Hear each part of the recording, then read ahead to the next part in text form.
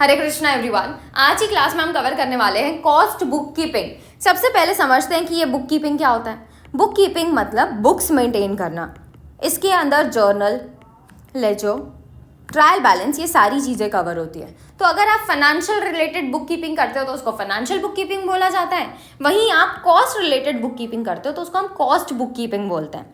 इसके अंदर खर्चों को, ट्रांजेक्शन्स को सिस्टमैटिकली रिकॉर्ड किया जाता है और समराइज किया जाता है। सिस्टमैटिकली रिकॉर्डिंग की जाती है with the help of journal and ledger, and summarization करते हैं हम with the help of trial balance. वो सारे खर्चों को हम रिकॉर्ड करेंगे, समराइज करेंगे जो हमारे बिजनेस या ऑर्गेनाइजेशन से रिलेटेड है। देखो यार, जो हम कॉस्ट के रिकॉर्ड्स मेंटेन कर रहे हैं ना, वो क्यों किए जा रहे हैं? ताकि कॉस्ट का एनालिसिस और रिपोर्टिंग हो पाए। कॉस्ट की एनालिसिस एंड रिपोर्टिंग की क्या ज़रूरत पड़ती है? कॉस्ट एनालिसिस एंड रिपोर्टिंग की मदद से ही मैनेजमेंट डिसीजन मेकिंग करती है कि आगे हमको फ्यूचर में क्या करना है, हमारा प्रोडक्ट और सर्विसेज अच्छा काम कर रहे हैं कि नहीं कर रहे हैं। ये सारे decisions management cost analysis and reporting की मदद से बना पाएंगे। और कॉस्ट एनालिसिस एंड रिपोर्टिंग करने के लिए आपको रिकॉर्ड्स मेंटेन करना इज इम्पॉर्टेंट। ठीक है, ट्रांजेक्शन्स या रिकॉर्ड्स जो हम मेंटेन कर रहे हैं वो फाइनेंशियल अकाउंटिंग, कॉस्ट अकाउंटिंग दोनों जगह मेंटेन किया जाता है। क्या ज़रूरत है ये दो जगह मेंटेन करने की? देखो यार, जब तुम फाइनेंशियल अकाउंटिंग के अंदर ट्रांजेक्शन्स को रिकॉर्ड करते हो ना, तो बस वही ट्रांजेक्शन्स यहाँ रिकॉर्ड किए जाते हैं जो फाइनेंशियल नेचर के हैं, जिसमें मनी इन्वॉल्व हो रहा है, या तो हमारे हाथ से पैसे जा रहे हैं या तो हमारे हाथ में पैसे आ रहे हैं। मैं वो सारे के सारे ट्रांजेक्शन्स को फाइनेंशियल अकाउंटिंग के अंदर रिकॉर्ड करूँगी। जैसे आपने मटेरियल परचेस किया सप्लायर से, या फिर आपने लोन लिया है जिसका आप इंटरेस्ट पे कर रहे हो 15%।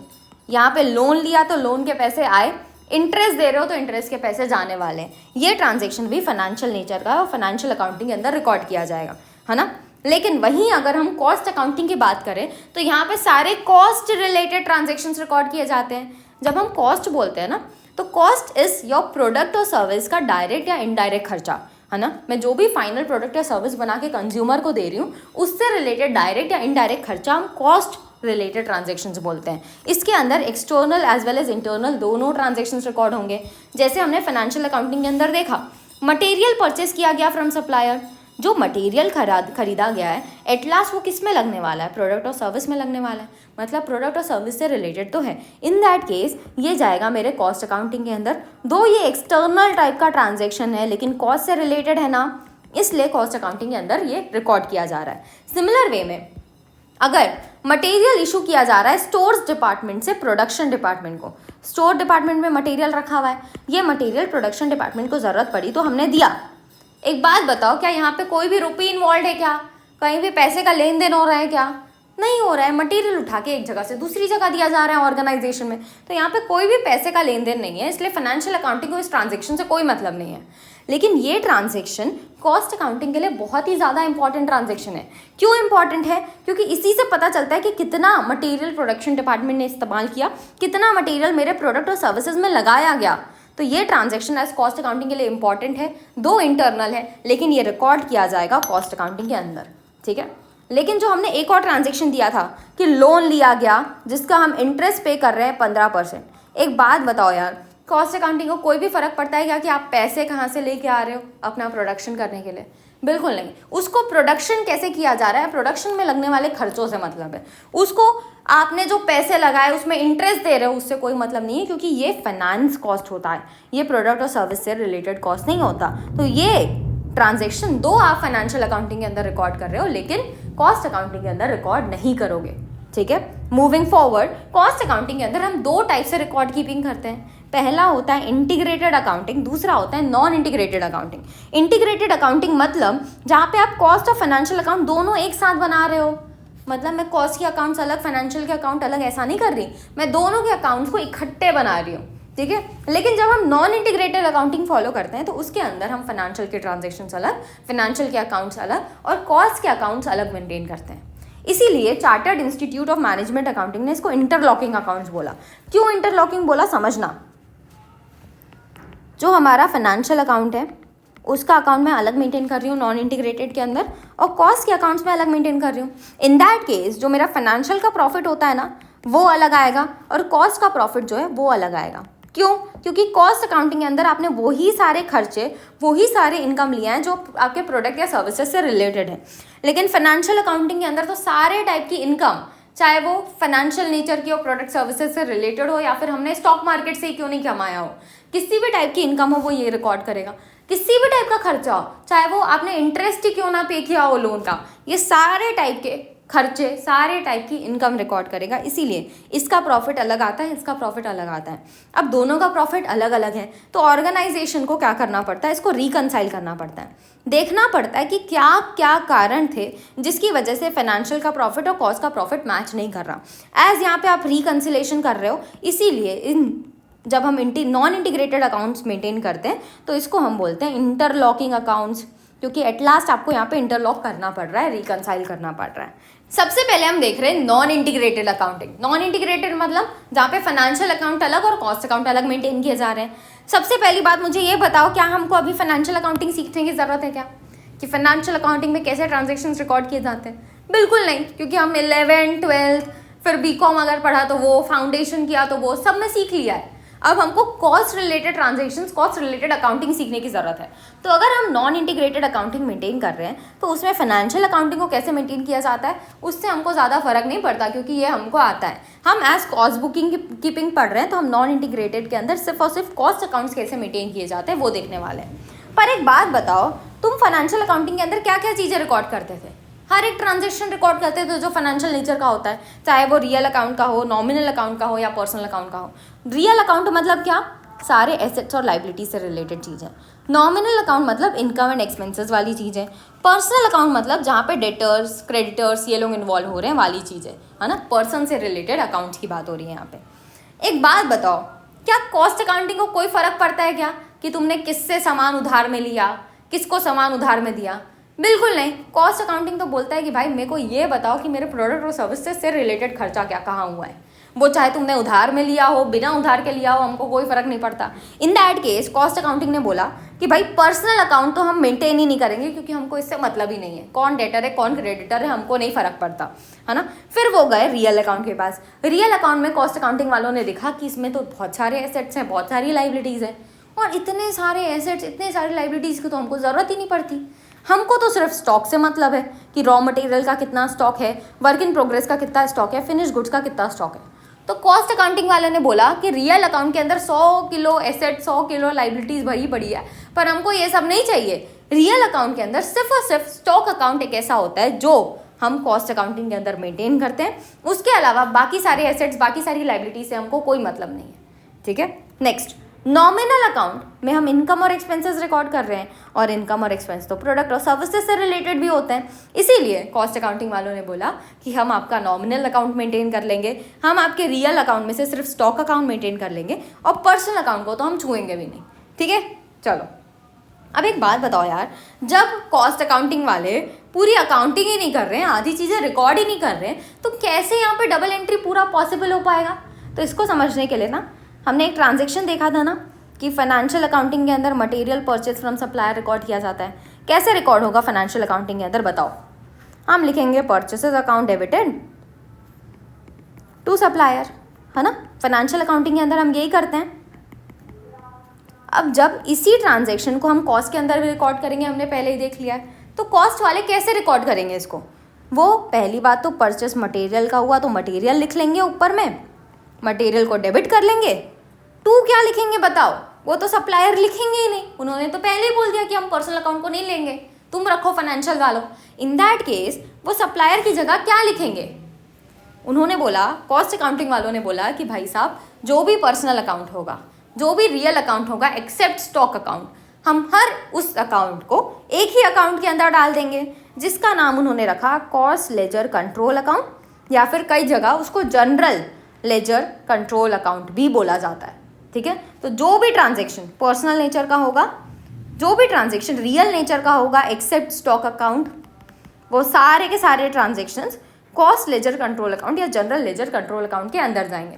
डन। तो इस तरीके से डबल एंट्री पॉसिबल हो पाती है कॉस्ट अकाउंटिंग के अंदर। मूविंग फॉरवर्ड, नाउ अब हम बात करते हैं कॉस्ट अकाउंटिंग के अंदर कितने टाइप्स ऑफ लेजर बनते हैं। स्टॉक लेजर बनता है, वर्क इन प्रोग्रेस का लेजर बनता है, फिनिश गुड्स का स्टॉक लेजर बनता है, और कॉस्ट रिलेटेड लेजर बनते हैं। इसके अंदर हम डिफरेंट अकाउंट्स भी मेंटेन करते हैं जो कॉस्ट कंट्रोल अकाउंट कहलाते हैं। जैसे स्टॉक लेजर का control account, work in progress का कंट्रोल अकाउंट, फिनिश गुड्स का कंट्रोल अकाउंट, और फिर जनरल या फिर कॉस्ट लेजर कंट्रोल अकाउंट जो हमने देखा ये किस लिए इस्तेमाल होता है, ये पर्सनल अकाउंट के ट्रांजेक्शन्स को रिकॉर्ड करने के लिए, और रियल अकाउंट एक्सेप्ट स्टॉक को रिकॉर्ड करने के लिए हम इस्तेमाल करते हैं ये वाला अकाउंट, है ना। अगर आप देखो तो यहाँ पे हम स्टॉक WIP फिनिश गुड्स का कंट्रोल अकाउंट भी बना रहे हैं और स्टॉक WIP फिनिश गुड्स का लेजर भी बना रहे हैं। अब ये लेजर और कंट्रोल अकाउंट के बीच में डिफरेंस क्या होता है वो समझो। हमने मटेरियल कॉस्ट के अंदर स्टॉक लेजर बनाना सीखा था कि अगर कोई भी मटेरियल का हम ट्रांजेक्शन रिकॉर्ड कर रहे हैं स्टॉक लेजर के अंदर तो हम डेट वाइज सारी चीज़ें रिकॉर्ड करते हैं कि कितना मटेरियल रिसीव हुआ, कितना हमने इशू किया टू प्रोडक्शन डिपार्टमेंट और कितना एट द एंड हमारे पास बैलेंस बचा। यहाँ पे पूरी डिटेल रिकॉर्ड की जाती है कि कितनी क्वांटिटीज़ हैं, कितना अमाउंट है, कितना रुपीज़ रेट है, ये सारा का सारा डिटेल हर एक दिन के हिसाब से मैं रिकॉर्ड करती हूँ, हर एक मटेरियल का अलग अलग। लेकिन वही जब हम कंट्रोल अकाउंट्स बनाते हैं ना तो कंट्रोल अकाउंट्स हमारे समरी की तरह काम करते हैं। यहाँ पे मैं पूरा इतना डिटेल में चीज़ों को नहीं रिकॉर्ड करती, यहाँ पे सिर्फ जो चीज़ें हमारे रिक्वायर्ड हैं वो रिकॉर्ड किया जाता है समरी में। जैसे ओपनिंग में जितना भी आपका बैलेंस ओपनिंग में था वो रिकॉर्ड किया जाएगा, सिर्फ और सिर्फ अमाउंट। परचेसेज में जितना आपने पूरे पीरियड में परचेस किया वो रिकॉर्ड किया जाएगा। रिटर्न में पूरे पीरियड का रिटर्न रिकॉर्ड किया जाएगा, चाहे वो मटेरियल ए का हो मटेरियल बी का हो, कोई फर्क नहीं पड़ता। सारे मटेरियल्स का एक साथ सिर्फ और सिर्फ अमाउंट यहाँ पे शो किया जाएगा। इशू कितना किया गया वो यहाँ शो किया जाएगा इन डिटेल पूरा, means in short summarised manner में सिर्फ और सिर्फ एक अमाउंट हम यहाँ पे लिखेंगे, चाहे वो कितने भी मटेरियल्स का हो। और सिमिलर वे में क्लोजिंग अमाउंट हम यहाँ पे शो करेंगे। तो एट लास्ट हम ये बोल सकते हैं कि जब हम कंट्रोल अकाउंट बनाते हैं तो ये बहुत ही ज़्यादा समराइज्ड मैनर होता है आपके लेजर्स का, ठीक है। लेजर्स डिटेल में बनते हैं, कंट्रोल अकाउंट समरी फॉर्म में बनाए जाते हैं। जो आप स्टॉक WIP फिनिश गुड्स का लेजर कंट्रोल अकाउंट बना रहे हो ये किस चीज़ के अकाउंट है, स्टॉक के अकाउंट है, इसीलिए इनका नेचर कैसा होता है, रियल अकाउंट का नेचर होता है। जनरल या फिर कॉस्ट लेजर कंट्रोल अकाउंट एक कंट्रोल अकाउंट की तरह एक्ट करता है हमारे लिए। नेक्स्ट इसके अलावा हम अदर अकाउंट्स मेंटेन करते हैं, जैसे wages control account, factory overhead control account, admin overhead control account, selling and distribution overhead control account, cost of sales, costing P&L account and overhead adjustment account. ये overhead adjustment account इस्तेमाल किया जाता है under absorption over absorption को record करने के लिए। Done. तो ये डिफरेंट टाइप्स ऑफ अकाउंट बनाए जाते हैं जब आप नॉन इंटीग्रेटेड के अंदर सिर्फ और सिर्फ कॉस्ट अकाउंटिंग का मेंटेनेंस कर रहे हो तब, ठीक है। अब आते हैं हम इंटीग्रेटेड अकाउंटिंग में क्या होता है। इंटीग्रेटेड में आप फाइनेंशियल और कॉस्ट अलग अलग नहीं मेंटेन करने वाले, आप दोनों को एक साथ मेंटेन करने वाले हो। तो इस केस में सोचो कॉस्ट अकाउंटिंग के अंदर हम क्या क्या चीज़ें रिकॉर्ड करते हैं, नॉमिनल और स्टॉक अकाउंट। तो कंबाइंड अकाउंटिंग जब हम इंटीग्रेटेड अकाउंटिंग फॉलो करते हैं तो बोला गया कि आप जो भी चीज़ें नॉमिनल या फिर आप स्टॉक अकाउंट रिलेटेड चीज़ें रिकॉर्ड करोगे वो कॉस्ट के हिसाब से करना, और उसके अलावा जो भी रियल अकाउंट वाली चीज़ें होंगी, जो भी पर्सनल अकाउंट वाली चीज़ें होंगी वो फाइनेंशियल अकाउंटिंग के हिसाब से करेंगे। तो अब कैसा होगा समझना। हमने अभी एक ट्रांजेक्शन देखा था कि मटेरियल खरीदा गया फ्रॉम सप्लायर, है ना। इसकी अगर मैं सिर्फ और सिर्फ फाइनेंशियल अकाउंटिंग के अंदर ट्रांजेक्शन की बात करूं तो क्या होता है, हम बोलते हैं purchase account debited to supplier account या फिर क्रेडिटर अकाउंट, है ना। अगर सिर्फ और सिर्फ कॉस्ट अकाउंटिंग की बात करो तो उसके अंदर क्या होता है, हम बोलते हैं मटेरियल अकाउंट। अभी हमने देखा मटेरियल के लिए कौन सा अकाउंट बनता है, मटेरियल कंट्रोल अकाउंट, या फिर आप स्टॉक कंट्रोल अकाउंट भी बोल सकते हो। Material control account debited to supplier की जगह क्या लिखेंगे हम, कॉस्ट लेजर कंट्रोल अकाउंट, क्योंकि हम यहाँ पे कोई भी पर्सनल अकाउंट नहीं मेंटेन करते।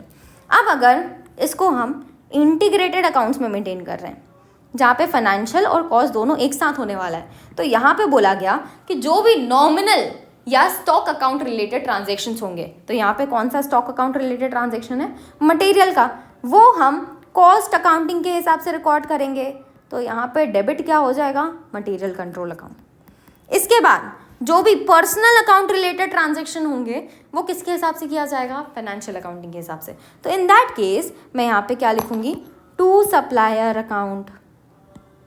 जब आप इंटीग्रेटेड अकाउंटिंग करते हो तो उसके अंदर कॉस्ट लेजर मेंटेन करने की ज़रूरत नहीं है, क्योंकि जहाँ पे भी आपका कॉस्ट लेजर कंट्रोल अकाउंट आता है इन कॉस्ट अकाउंटिंग, वो चीज़ों को हम डायरेक्टली जिस भी पर्सन का नाम होता है, जिस भी रियल अकाउंट का होता है, उसी को यहाँ पे लिख लेते हैं, ठीक है। इसको इन डिटेल अभी हम सारे ट्रांजेक्शन देखेंगे तो और अच्छे से समझेंगे। हमने ये समझा कि इंटीग्रेटेड के अंदर कॉमन अकाउंटिंग होती है, रियल और पर्सनल अकाउंट्स को हम फाइनेंशियल के हिसाब से मेंटेन करेंगे, कॉस्ट अकाउंटिंग में हम नॉमिनल और स्टॉक अकाउंट के हिसाब से चीज़ें लिखेंगे, ठीक है। इस हिसाब से आपकी कॉमन अकाउंटिंग की जाती है। In integrated accounting cost and financial records combined maintain किए जाते हैं, इसलिए कोई भी रिकंसिलेशन की जरूरत नहीं है, क्योंकि दोनों का प्रॉफिट एक साथ ही निकाला जा रहा है, एक ही प्रॉफिट आएगा, तो किससे रिकंसाइल करोगे, है ना। मूविंग फॉरवर्ड नेक्स्ट, ये बहुत ही ज़्यादा इंपॉर्टेंट है, इसको ध्यान से समझना। कॉस्ट अकाउंटिंग के अंदर हम जब ट्रांजेक्शन्स को रिकॉर्ड करते हैं, एक चीज़ ध्यान देना, जब मैं कॉस्ट अकाउंटिंग सिर्फ बोल रही हूँ ना, इसका मतलब हम नॉन इंटीग्रेटेड अकाउंटिंग के में सिर्फ कॉस्ट अकाउंटिंग की बात कर रहे हैं, और इंटीग्रेटेड अकाउंटिंग होगा तो मैं स्पेसिफिकली इंटीग्रेटेड अकाउंटिंग बोलूँगी, क्योंकि यहाँ पे फाइनेंशियल और कॉस्ट दोनों इन्वॉल्व होता है। तो अभी हम ये कॉस्ट अकाउंटिंग की बात कर रहे हैं। कॉस्ट अकाउंटिंग के अंदर आपके जितने भी सारे खर्चे होते हैं related to material, labour, direct expenses और फैक्ट्री ओवरहेड्स, ये सारे खर्चों को हम वर्क इन प्रोग्रेस में लेके जाते हैं, ठीक है। मतलब मटेरियल का जो भी खर्चा हुआ वो, लेबर का खर्चा, डायरेक्ट एक्सपेंसेस का खर्चा, फैक्ट्री ओवरहेड का खर्चा, ये सब इंडिविजुअली कैलकुलेट किए जाते हैं और उसके बाद ये खर्चे वर्क इन प्रोग्रेस में जाते हैं। फिर हम एडमिन रिलेटेड ओवरहेड निकालते हैं, और आपका जो वर्क इन प्रोग्रेस होता है और एडमिन ओवरहेड होता है, ये दोनों फिनिश गुड्स के अंदर जाते हैं। फिर आप सेलिंग ओवरहेड निकालते हो, फिर जो सेलिंग ओवरहेड होता है और फिनिश गुड्स होता है, ये कॉस्ट ऑफ सेल्स के अंदर जाते हैं। फिर कॉस्ट ऑफ सेल्स और आपका जो प्रॉफिट या एबनॉर्मल लॉसेज होंगे, ये दोनों कॉस्टिंग P&L अकाउंट में जाएंगे, और कॉस्टिंग P&L से आप कॉस्ट का प्रॉफिट या लॉस कैलकुलेट करोगे, ठीक है। ये पूरा प्रोसीजर हम फॉलो करने वाले हैं जब हम कॉस्ट अकाउंटिंग मेंटेन कर रहे होंगे। तो आगे जब हम जर्नल एंट्रीज देखेंगे तो ये आपको बहुत ज़्यादा हेल्प करेगा, क्वेश्चंस में भी ये बहुत ज़्यादा हेल्पफुल होगा, तो ध्यान रखना है, ठीक है। मूविंग फॉरवर्ड, अब हम फाइनेंशियल अकाउंट, कॉस्ट अकाउंट और इंटीग्रेटेड अकाउंट्स तीनों की ट्रांजेक्शन्स को समझने वाले हैं कि कैसे रिकॉर्ड किया जा रहा है। जब हम फाइनेंशियल अकाउंटिंग अलग, कॉस्ट अकाउंटिंग अलग मेंटेन कर रहे हैं, तो ये क्या है, ये नॉन इंटीग्रेटेड अकाउंटिंग है, जहाँ पे ये दोनों अलग मेंटेन हो रहे हैं। और इंटीग्रेटेड अकाउंट्स मतलब यहाँ पे financial as well as cost दोनों एक साथ मेंटेन किया जा रहा है, ठीक है। तो एक एक करके ट्रांजेक्शन्स को देखते हैं और समझते हैं कि यहाँ पे क्या हो रहा है। सबसे पहला ट्रांजेक्शन है क्रेडिट परचेस ऑफ मटेरियल, जिसको तो हमने इतने बार देख के अच्छे से समझ लिया है ना। फाइनेंशियल अकाउंटिंग के अंदर क्रेडिट परचेस ऑफ मटेरियल या मटेरियल परचेस फ्रॉम सप्लायर को कैसे रिकॉर्ड किया जाता है, हम लिखते हैं purchases account debited to creditor बोलो या सप्लायर बोलो, it's the same thing, to creditor account, ठीक है। अब अगर हम कॉस्ट अकाउंटिंग के अंदर बात करें तो मटेरियल परचेस किया है ना, तो इसके लिए हम यहाँ पे बनाते हैं मटेरियल कंट्रोल अकाउंट डेबिटेड। अब क्रेडिटर तो एक पर्सनल अकाउंट है और पर्सनल अकाउंट हम मेंटेन नहीं करते, तो कॉस्ट अकाउंटिंग के अंदर इसकी जगह क्या आ जाएगा, कॉस्ट लेजर कंट्रोल अकाउंट या फिर general ledger control account.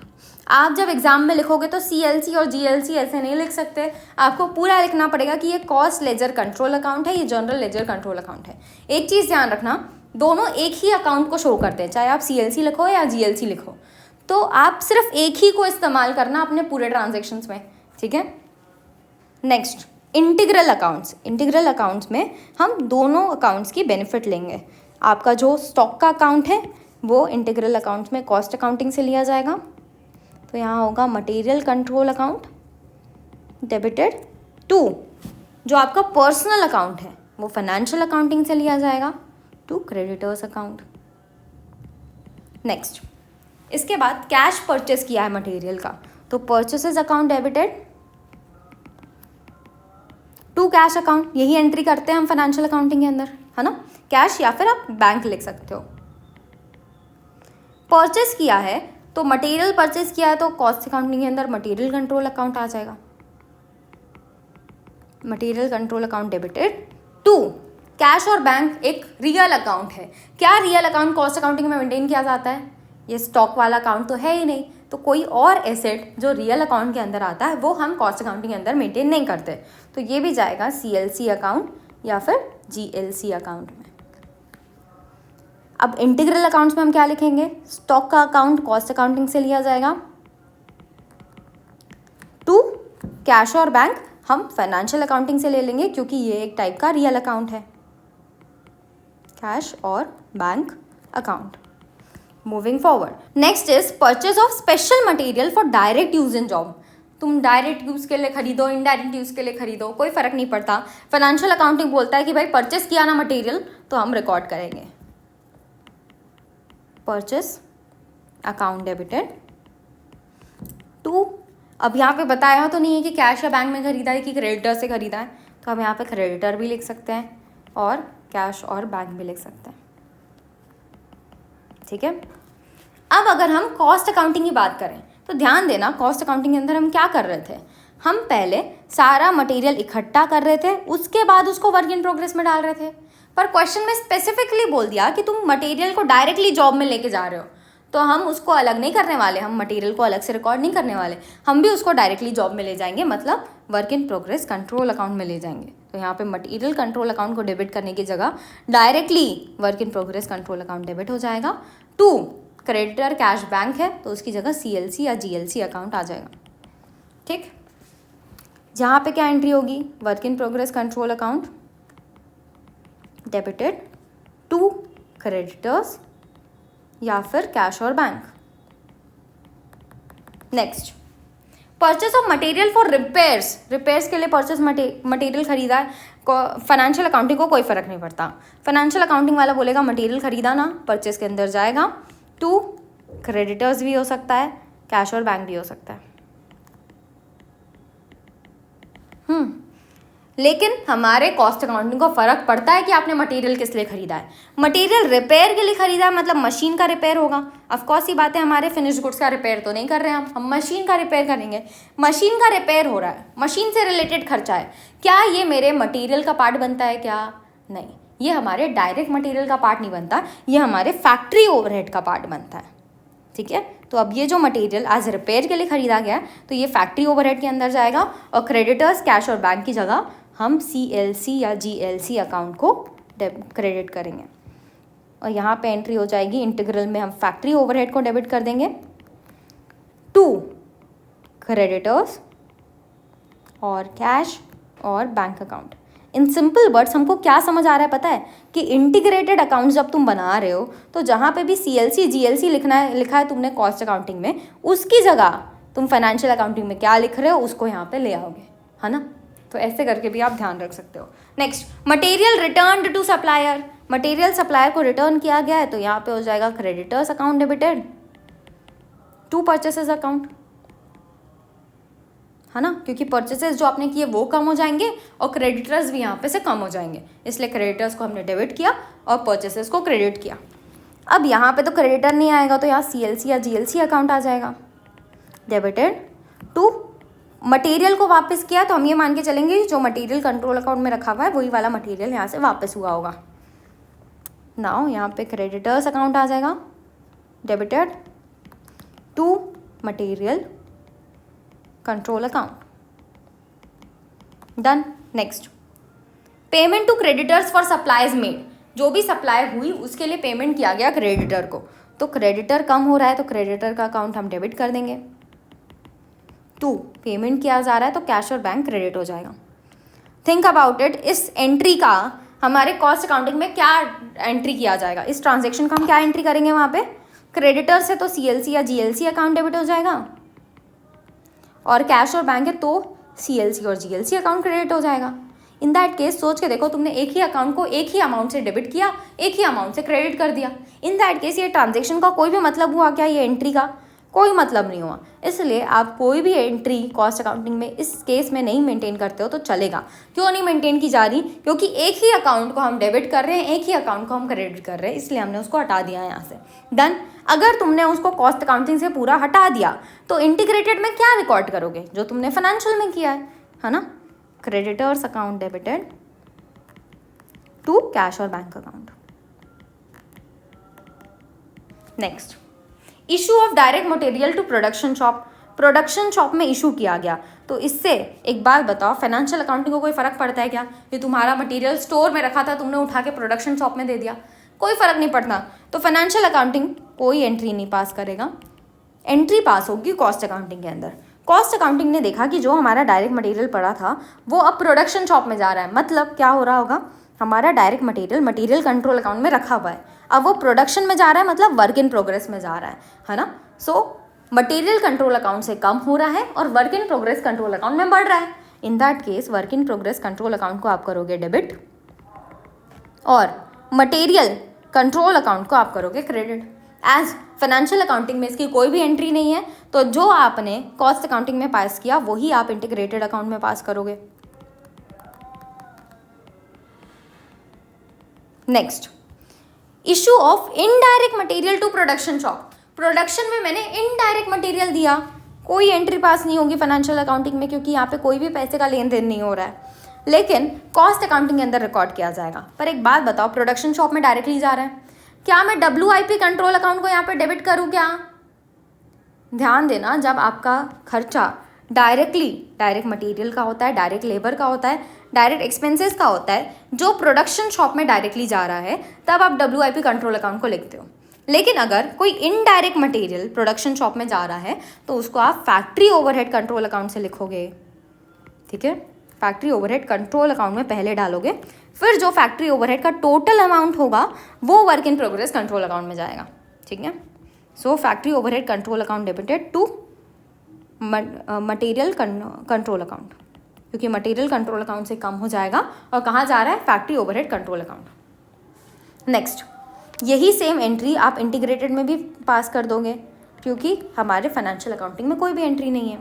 Next, return of direct material to stores, मतलब डायरेक्ट मटेरियल स्टोर्स में वापस गया, तो अब क्या हो रहा है? वर्क इन प्रोग्रेस से वापस मटेरियल कंट्रोल अकाउंट में जा रहा है। इन that case work in progress control account से कम हो रहा है, और किससे में बढ़ रहा है? मटेरियल कंट्रोल अकाउंट में। एज यहाँ पे कोई भी फाइनेंशियल ट्रांजेक्शन नहीं है, तो फाइनेंशियल अकाउंटिंग में कोई भी एंट्री नहीं होगी, पर मटेरियल कंट्रोल अकाउंट बढ़ रहा है, तो कॉस्ट अकाउंटिंग में आप उसको डेबिट करोगे। और कौन कम हो रहा है? Work in progress control account कम हो रहा है, तो हम उसको क्रेडिट करेंगे। यही सेम एंट्री हम इंटीग्रेटेड में पास कर देंगे। Next, return of indirect material to stores. Indirect material अब स्टोर्स में जा रहा है, तो इनडायरेक्ट मटेरियल किससे रिलेटेड है? फैक्ट्री ओवरहेड से। फैक्ट्री ओवरहेड कम हो रहा है और मटेरियल कंट्रोल बढ़ रहा है, तो मटेरियल कंट्रोल अकाउंट को डेबिट करेंगे to factory overhead control account. और यही सेम एंट्री आप यहाँ पे पास करोगे, क्योंकि कुछ भी एंट्री आपके फाइनेंशियल अकाउंटिंग में नहीं हो रही। Next, material transferred from one job to another. एक जॉब से उठा के दूसरी जॉब में आपने मटेरियल ट्रांसफर कर दिया। फाइनेंशियल अकाउंटिंग को कोई मतलब नहीं है, कॉस्ट अकाउंटिंग को मतलब है। हाँ, बिल्कुल मतलब है, पर इसके लिए हम इसको कंट्रोल अकाउंट में नहीं डालते, हम इसको स्टॉक लेजर में ज़रूर एंटर करेंगे कि इस वाले जॉब में ये था, अब इस वाले जॉब में चला गया। लेकिन कॉस्ट अकाउंटिंग के अंदर क्या ही रिकॉर्ड करोगे? सोच के देखो, एक जॉब से दूसरी जॉब में गया तो मैं work in progress control account को ही डेबिट करूंगी और work in progress control account को ही क्रेडिट करूंगी। तो क्या ही मतलब ऐसी एंट्री पास करने का जहाँ पे एक ही अकाउंट डेबिट, एक ही अकाउंट क्रेडिट हो रहा है। तो हम यहाँ पे भी कोई एंट्री पास नहीं करेंगे। और एज आपके फाइनेंशियल और कॉस्ट दोनों में एंट्री नहीं पास हुई है, तो इंटीग्रेटेड में भी कोई भी एंट्री पास नहीं होगी। ठीक है, next, adjustment of normal depreciation in material stocks. Material के स्टॉक में नॉर्मल डेप्रिसिएशन हुआ है, यहाँ पे कोई भी एंट्री पास नहीं होगी। मटेरियल के स्टॉक में नॉर्मल डेप्रिसिएशन होना मतलब मटेरियल की वैल्यू गिर गई है। मटेरियल की वैल्यू गिर गई है, ये मेरा डायरेक्ट खर्चे में हम नहीं डालते, ये गिरना विरना हमारा इनडायरेक्ट खर्चा माना जाता है। इसीलिए मटेरियल की वैल्यू गिर गई तो मटेरियल कंट्रोल अकाउंट कम हो गया होगा, है ना। अब ये कहाँ जाएगा? ये आपके फैक्ट्री ओवरहेड कंट्रोल अकाउंट में जाएगा, क्योंकि ये इनडायरेक्ट टाइप का हम लॉस मान रहे हैं। इंटीग्रल अकाउंट्स में आप फैक्ट्री ओवरहेड कंट्रोल अकाउंट को ही डेबिट कर दोगे to material control account. Next है हमारे पास adjustment of normal surplus in material stock. पहले क्या हुआ था? हमारा डिप्रिसिएशन हो गया था मटेरियल स्टॉक में, अब सरप्लस हो गया है, अब वैल्यू ज़्यादा हो गई है मटेरियल की, तो ये भी कहाँ जाएगा? फैक्ट्री ओवरहेड कंट्रोल अकाउंट में जाएगा। यहाँ पे कोई भी एंट्री नहीं होगी। यहाँ पे हम मटेरियल कंट्रोल अकाउंट को बढ़ा देंगे। क्यों बढ़ा रहे हैं? क्योंकि मटेरियल की वैल्यू बढ़ गई। किससे चार्ज किया जाएगा? फैक्ट्री ओवरहेड कंट्रोल अकाउंट से। सेम एंट्री आप यहाँ पे पास कर दोगे। Next, payment of wages. Wages का पेमेंट किया तो पैसे जा रहे हैं, तो इस केस में फाइनेंशियल अकाउंटिंग एक्टिव हो जाएगा। वो बोलेगा wages account debited to cash और बैंक अकाउंट। वेजेस एक टाइप का एक्सपेंस है, तो हम इस अकाउंट को हमारे कॉस्ट अकाउंटिंग के अंदर मेंटेन करते हैं वेजेस कंट्रोल अकाउंट के नाम से। टू कैश और बैंक है, तो यहाँ पे आ जाएगा CLC और GLC अकाउंट। और यहाँ पे एंट्री क्या पास करोगे? Wages control account debited. आपको पूरा लिखना है, ठीक है। मैं WC लिख रही हूँ क्योंकि मैं समझा रही हूँ, आप ये पूरा लिखोगे कि वेजेस कंट्रोल अकाउंट है, CLC की जगह कॉस्ट लेजर कंट्रोल अकाउंट या जनरल लेजर कंट्रोल अकाउंट है, ठीक है। नेक्स्ट, टू कैश और bank. Now analysis of distribution of wages. जब आप वेजेस को रिकॉर्ड करते हो ना, तो वेजेस एक जगह का नहीं होता, वो डिफरेंट एरिया से इन्वॉल्व होता है। तो हमको क्या करना होता है, इस वेजेस को चार्ज करना पड़ता है बिटवीन डिफरेंट एरियाज। कैसे चार्ज होगा समझना। वेजेस मेरा डायरेक्ट भी हो सकता है, तो वो WIP कंट्रोल अकाउंट में चला जाएगा अगर डायरेक्ट होगा तो। सॉरी, ये ट्रांजेक्शन फाइनेंशियल अकाउंटिंग में नहीं रिकॉर्ड होता। एनालिसिस ऑफ डिस्ट्रीब्यूशन हमारा कॉस्ट अकाउंटिंग से रिलेटेड चीज़ है। WIP कंट्रोल अकाउंट में भी जा सकता है, फैक्ट्री ओवरहेड कंट्रोल अकाउंट के अंदर भी जा सकता है, ये आपका एडमिन ओवरहेड कंट्रोल अकाउंट में भी जा सकता है, ये सेलिंग एंड डिस्ट्रीब्यूशन वाले वेजेस भी हो सकते हैं। तो किसी का भी वेजेस हो सकता है। किसका कितना है आपको स्पेसिफाई करना पड़ेगा इस एंट्री के थ्रू कि कितना आपने डायरेक्ट वेजेस पे किया, कितना इनडायरेक्ट है फैक्ट्री रिलेटेड, कितना इनडायरेक्ट एडमिन रिलेटेड है, कितना indirect selling and distribution related है। To wages account, wages control account. यही सेम एंट्री आप यहाँ पे पास कर दोगे, क्योंकि आपके फाइनेंशियल अकाउंटिंग में इसकी कोई भी एंट्री पास नहीं होती। पेमेंट ऑफ एक्सपेंसेस, एक्सपेंसेस का पेमेंट किया तो यहाँ पे क्या लिखोगे, expenses account debited to cash और बैंक। अब एक्सपेंसेस का स्पेसिफिकली हम यहाँ पे कोई अकाउंट नहीं बनाते अंडर कॉस्ट अकाउंटिंग, तो एक्सपेंसेस किस चीज़ से रिलेटेड है वहीं चला जाएगा। अगर वो फैक्ट्री ओवरहेड कंट्रोल अकाउंट से रिलेटेड है तो वहाँ डेबिट कर दो, एडमिन से रिलेटेड है तो वहाँ डेबिट कर दो, सेलिंग एंड डिस्ट्रीब्यूशन से रिलेटेड है तो वहाँ डेबिट कर दो। कई बार आपका डायरेक्ट एक्सपेंसेस भी हो सकता है और उसके चांसेस बहुत कम है, लेकिन अगर डायरेक्ट एक्सपेंसेस अराइज हो गया तो कहाँ जाएगा, डायरेक्ट सारी चीज़ें WIP कंट्रोल अकाउंट में जाती हैं। तो अगर डायरेक्ट एक्सपेंस है तो उसको आप WIP कंट्रोल अकाउंट में डेबिट करोगे टू एक्सपेंसेस अकाउंट, टू हम यहाँ पे क्या बोलेंगे CLC या फिर GLC अकाउंट। एक्सपेंसेस अकाउंट नहीं बनता है ना, क्योंकि यहाँ पे कैश और बैंक था तो उसकी जगह क्या आ जाएगा CLC या फिर GLC अकाउंट। और सेम एंट्री आप यहाँ पे पास कर दोगे क्या, नहीं, हम यहाँ पे डेबिट वाली चीज़ें सेम रखेंगे कॉस्ट अकाउंटिंग से। Admin control account debited, selling and distribution control account debited, WIP control account if there is any direct expenses to cash और bank account. Done. Next, recording of depreciation. Depreciation कैसे record किया जाएगा, यहाँ पे लिखेंगे हम depreciation account debited to asset account. अब depreciation एक टाइप का एक्सपेंस है ना, तो हम उसको कॉस्ट अकाउंटिंग के अंदर रिकॉर्ड तो करेंगे, बट द थिंग इज ये डेप्रीसिएशन अलग अलग एरिया का हो सकता है। ये फैक्ट्री रिलेटेड डेप्रीसिएशन हो सकता है अगर ये फैक्ट्री के मशीन से रिलेटेड है तो, है ना, इन दैट केस वो फैक्ट्री ओवरहेड कंट्रोल अकाउंट में जाएगा। ये एडमिन से रिलेटेड भी हो सकता है, अगर एडमिन की मशीनरी से रिलेटेड है तो एडमिन में कंप्यूटर्स होते हैं उसमें भी डेप्रीसिएशन चार्ज होता है, तो एडमिन ओवरहेड कंट्रोल अकाउंट में जाएगा।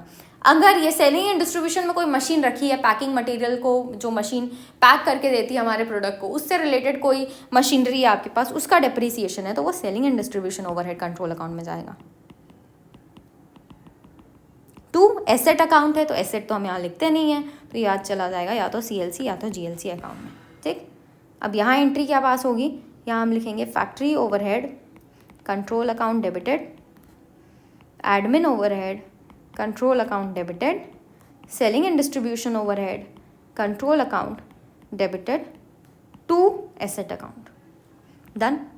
Next, absorption of factory overhead. Factory overhead कहाँ एब्जॉर्ब किया जाता है, factory overhead work in progress में एब्जॉर्ब किया जाता है। तो factory overhead work in progress में एब्जॉर्ब किया जा रहा है तो वर्क इन प्रोग्रेस बढ़ेगा और फैक्ट्री ओवरहेड कम होगा।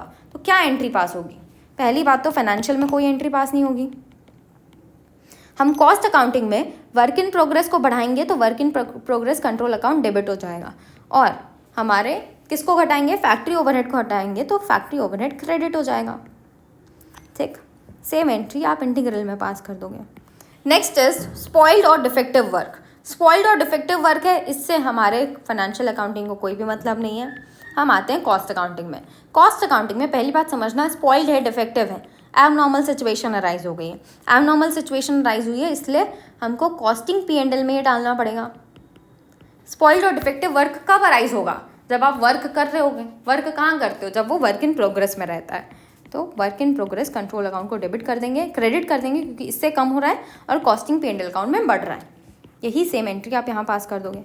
Recording of cost of jobs completed, जो जॉब्स कंप्लीट हो गई हैं उसका एंट्री यहाँ पे कोई मतलब ही नहीं है ना।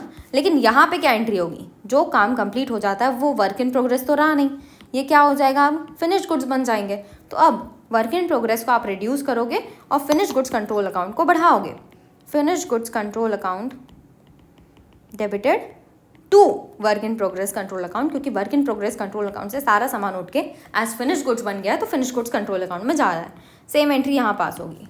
Recording of cost of goods sold, यहाँ पे कोई एंट्री पास नहीं करेंगे, लेकिन कॉस्ट ऑफ गुड्स सोल्ड की यहाँ पे एंट्री पास होगी। क्या होगी समझना, जो गुड्स मैं बेच रही हूँ आगे जाके वो ये फिनिश गुड्स वाले होंगे और ये बिक रहे हैं इसलिए कॉस्ट ऑफ सेल्स में जाएंगे। तो हमने क्या किया, जो काम कंप्लीट हो गया उसको फिनिश गुड्स में डाला, अब जो गुड्स बिक रहे हैं उसको हम कॉस्ट ऑफ सेल्स में डाल रहे हैं, है ना। तो फिनिश गुड्स अब कम होगा और कॉस्ट ऑफ सेल्स बढ़ जाएगा। Cost of sales account debited to finish goods control account, और सेम एंट्री आप यहाँ पास करोगे। Absorption of admin overhead, admin overhead कहाँ एब्जॉर्ब किया जाता है, एडमिन ओवरहेड एब्जॉर्ब किया जाता है हमारे फिनिश गुड्स में, तो एडमिन ओवरहेड को फिनिश गुड्स में लेके जाते हैं। यहाँ पे कोई भी एंट्री पास नहीं होगी और यहाँ पे हम पास करेंगे finish goods control account debited to admin overhead control account, और सेम एंट्री आप यहाँ पास कर दोगे।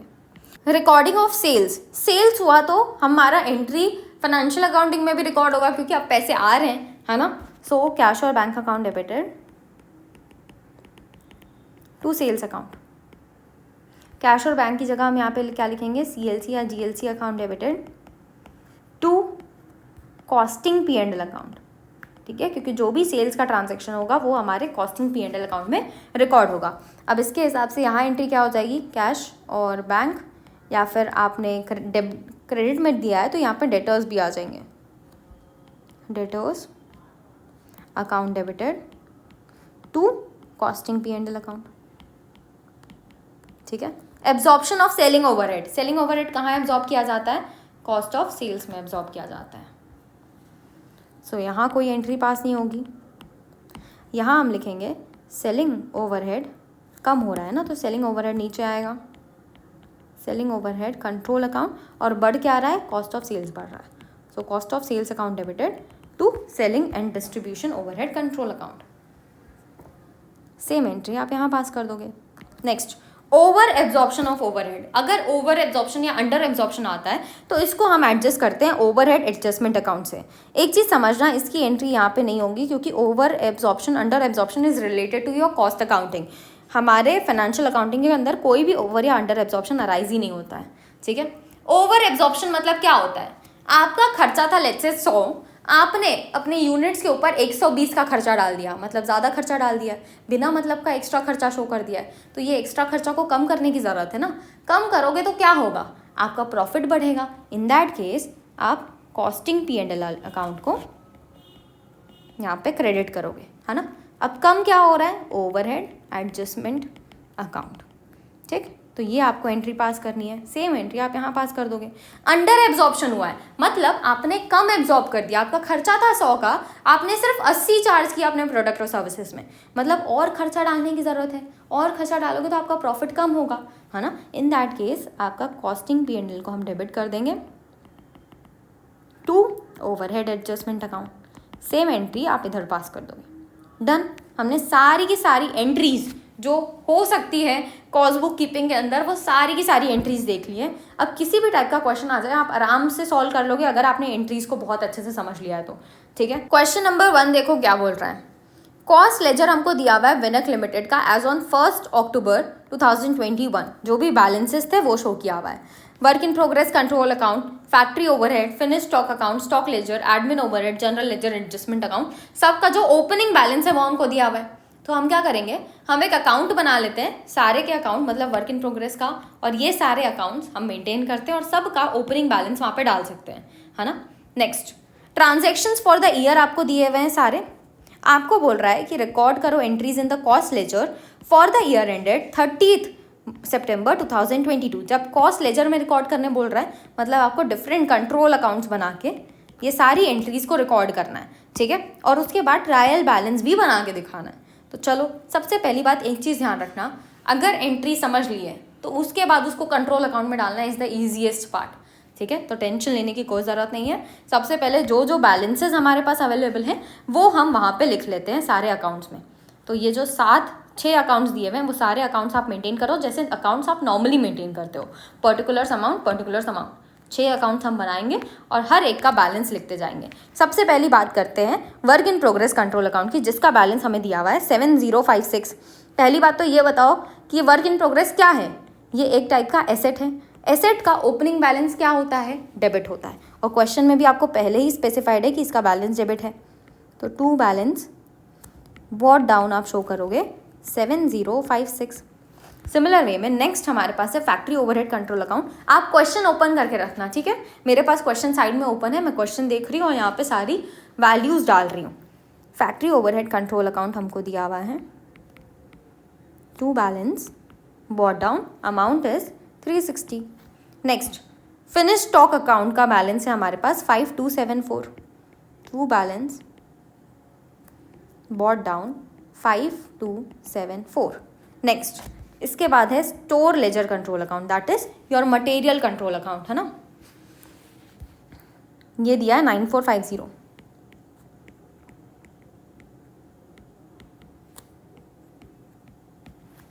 Next admin overhead control account हमको दिया हुआ है 180, to balance brought down 180।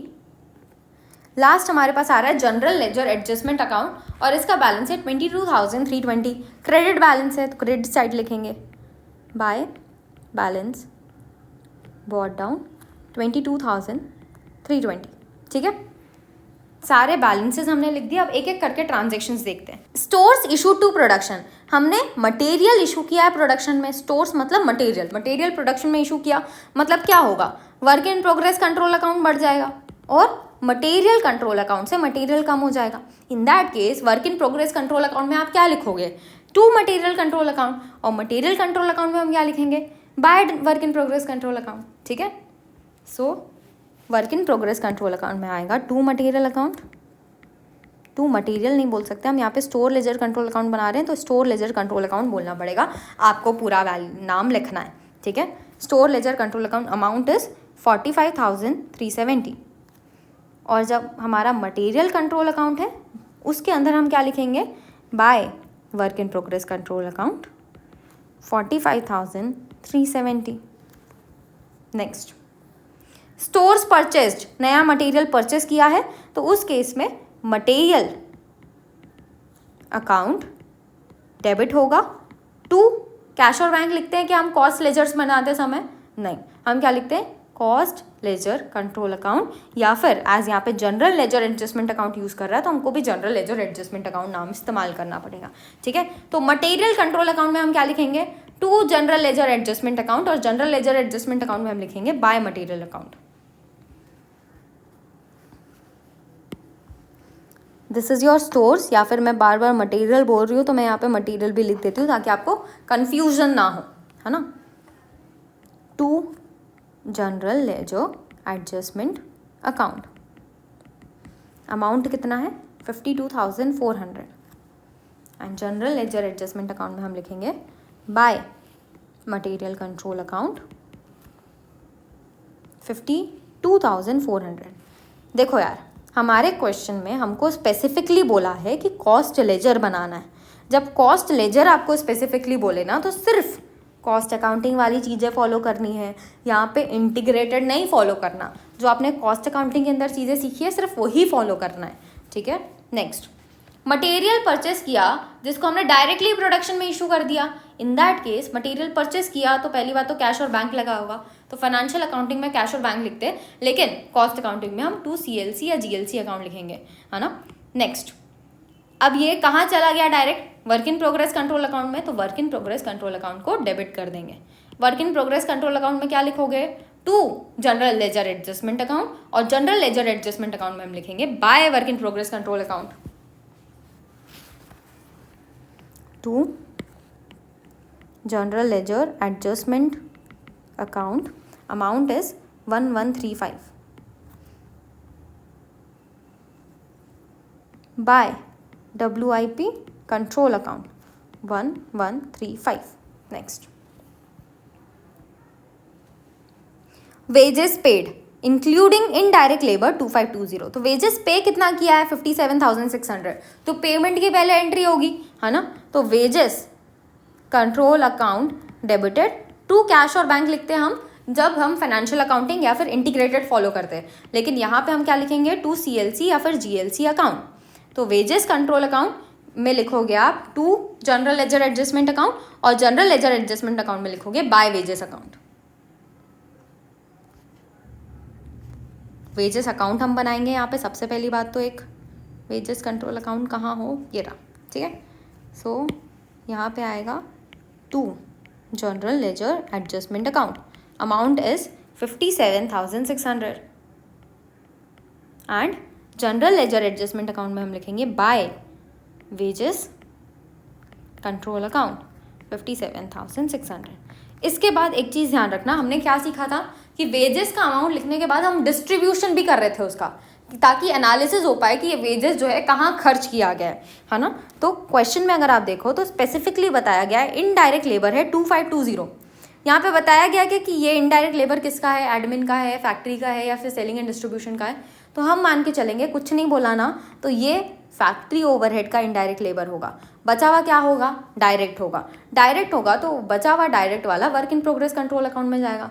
In that case entry क्या पास होगी, हम लिखेंगे work in progress control account debited, factory overhead control account debited. किससे जा रहा है ये सारा वेजेस कंट्रोल अकाउंट से जा रहा है. तो वेजेस कंट्रोल अकाउंट को आप क्रेडिट कर दोगे.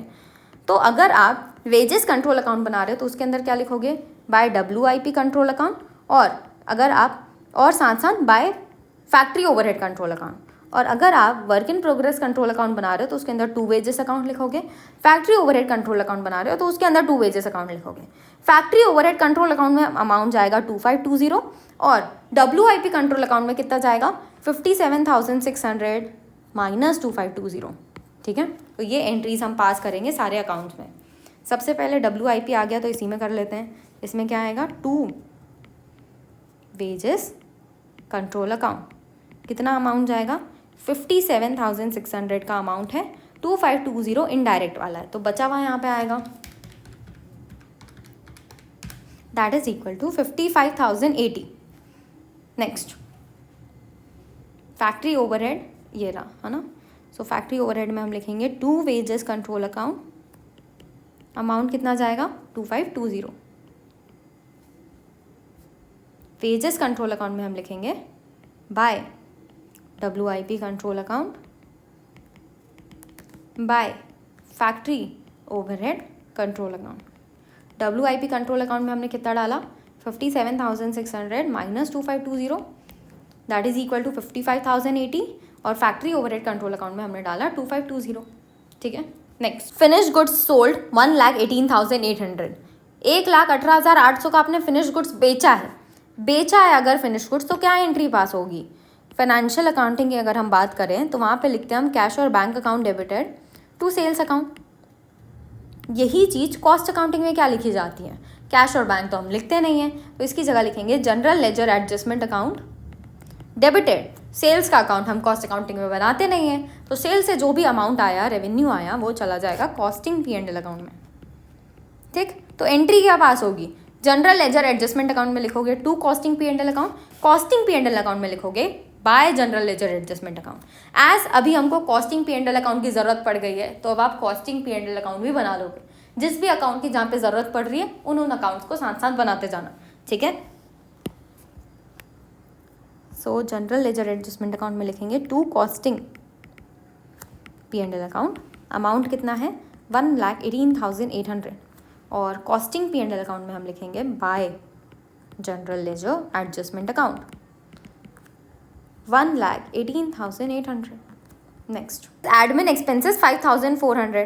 एडमिन एक्सपेंसेस के लिए क्या एंट्री पास कर सकते हो आप, हम कॉस्ट अकाउंटिंग की बात करते हैं डायरेक्ट.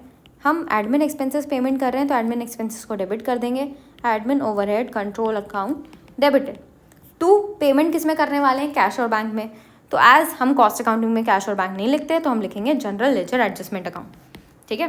तो एडमिन ओवरहेड में आप रिकॉर्ड करोगे to general ledger adjustment account, और जनरल लेजर में आप रिकॉर्ड करोगे बाय एडमिन अकाउंट, ठीक है।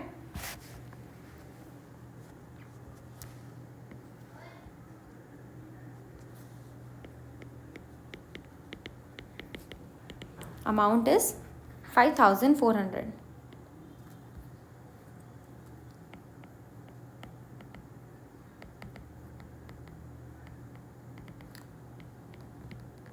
नेक्स्ट, सेलिंग एक्सपेंसेस हमको दिया हुआ है 6000, सेलिंग एक्सपेंसेस 6000 है, तो selling and distribution overhead control account debited to general ledger adjustment account, है ना।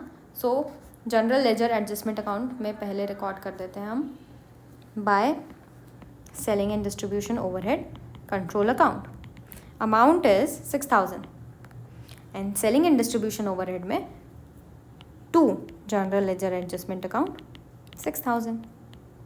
नेक्स्ट, फैक्ट्री ओवरहेड हमको दिया हुआ है 15600। फैक्ट्री ओवरहेड कहाँ जाएगा? फैक्ट्री ओवरहेड कंट्रोल अकाउंट में, और चार्ज किससे करोगे? जनरल लेजर एडजस्टमेंट अकाउंट से। So to general ledger adjustment account, amount is 15600 और हमारे इसमें जाएगा by factory overhead control account 15600। Next is store issued for capital work in progress 1500 का हम स्टोर्स इशू कर रहे हैं कैपिटल वर्क इन प्रोग्रेस के लिए। तो मतलब कैपिटल वर्क इन प्रोग्रेस मतलब क्या होता है? एक एसेट हम बना रहे हैं जो वर्क इन प्रोग्रेस में। अब उसके लिए मुझे डायरेक्टली दिया हुआ है कि मैं मटेरियल इशू कर रही हूँ। क्या बताया गया क्या मुझे पहले से कि इसके लिए हम मटेरियल खरीद रहे हैं? नहीं बताया। अगर बताया होता तो उस केस में वो मटेरियल पहले फैक्ट्री ओवरहेड में चार्ज होता और वही मटेरियल को मैं फैक्ट्री ओवरहेड से उठा के यहाँ इशू कर देती। लेकिन एज हमको नहीं बताया कि मटेरियल खरीदा कि नहीं खरीदा, तो हम ये मानेंगे जितना मटेरियल हमारे पास अवेलेबल है स्टोर लेजर कंट्रोल अकाउंट में, हम उसी से ये material capital work in progress के लिए इशू कर रहे हैं। इन दैट केस एंट्री क्या होगी? Capital work in progress control account debited to material control account से कम हो रहा है या फिर स्टोर लेजर कंट्रोल अकाउंट से कम हो रहा है, तो स्टोर लेजर कंट्रोल अकाउंट को आप क्रेडिट कर दोगे, ठीक है। So store ledger control account में हम लिखेंगे by capital work in progress account, amount is 1500 and हम हमारे capital work in progress account में लिखेंगे to material store ledger control account 1500। Next, finish goods transfer to warehouse. Warehouse में हम finish goods transfer कर रहे हैं 1,08,000 के। फिनिश गुड्स वेयरहाउस में ट्रांसफर हो रहे हैं। थिंक अबाउट इट, क्या एंट्री पास होगी? फिनिश गुड्स बन गए, अब वो मीन्स वर्क इन प्रोग्रेस में थे, वो अब बन गए, अब वो फिनिश गुड्स में जा रहे हैं। इन दैट केस मैं यहाँ पे फिनिश गुड्स कंट्रोल अकाउंट को डेबिट करने वाली हूँ और work in progress control account को क्रेडिट करने वाली हूँ, क्योंकि पहले मेरा सामान वर्क इन प्रोग्रेस में था, अब वो कंप्लीट हो गया, अब वो वेयरहाउस में जा रहा है, ठीक है। So by finish goods control account लिखेंगे हम वर्क इन प्रोग्रेस में, by finish goods control account 1,08,000।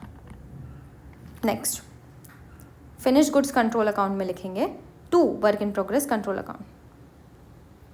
Finish goods control account कहाँ है? ये रहा, to work in progress control account 1,08,000। Next is stores issued for factory repairs. Factory repairs के लिए मैंने 2,000 का स्टोर्स इशू किया है। यहाँ पे भी बताया क्या कि मैं पहले फैक्ट्री रिपेयर के लिए खरीद के लेके आ रही हूँ? क्या नहीं बताया। बताया होता तो मैं पहले उसको फैक्ट्री ओवरहेड में चार्ज करती और उसके हिसाब से यहाँ से फैक्ट्री ओवरहेड से माइनस करती। एज नहीं बताया कि आपने रिपेयर्स के लिए सामान खरीदा, तो हम ये मानेंगे कि जो मटेरियल पहले से हमारे पास खरीदा हुआ रखा हुआ है स्टोर लेजर कंट्रोल अकाउंट में, हम उसी मटेरियल से उठा के फैक्ट्री रिपेयर्स के लिए दे रहे हैं 2,000 रुपीज़, ठीक है। सो यहाँ पे एंट्री होगी factory overhead control account debited as repairs के लिए आप दे रहे हो। टू कहाँ से दोगे? स्टोर्स लेजर कंट्रोल अकाउंट से दोगे। सो फैक्ट्री ओवरहेड में हम लिखेंगे to stores ledger control account, amount is 2,000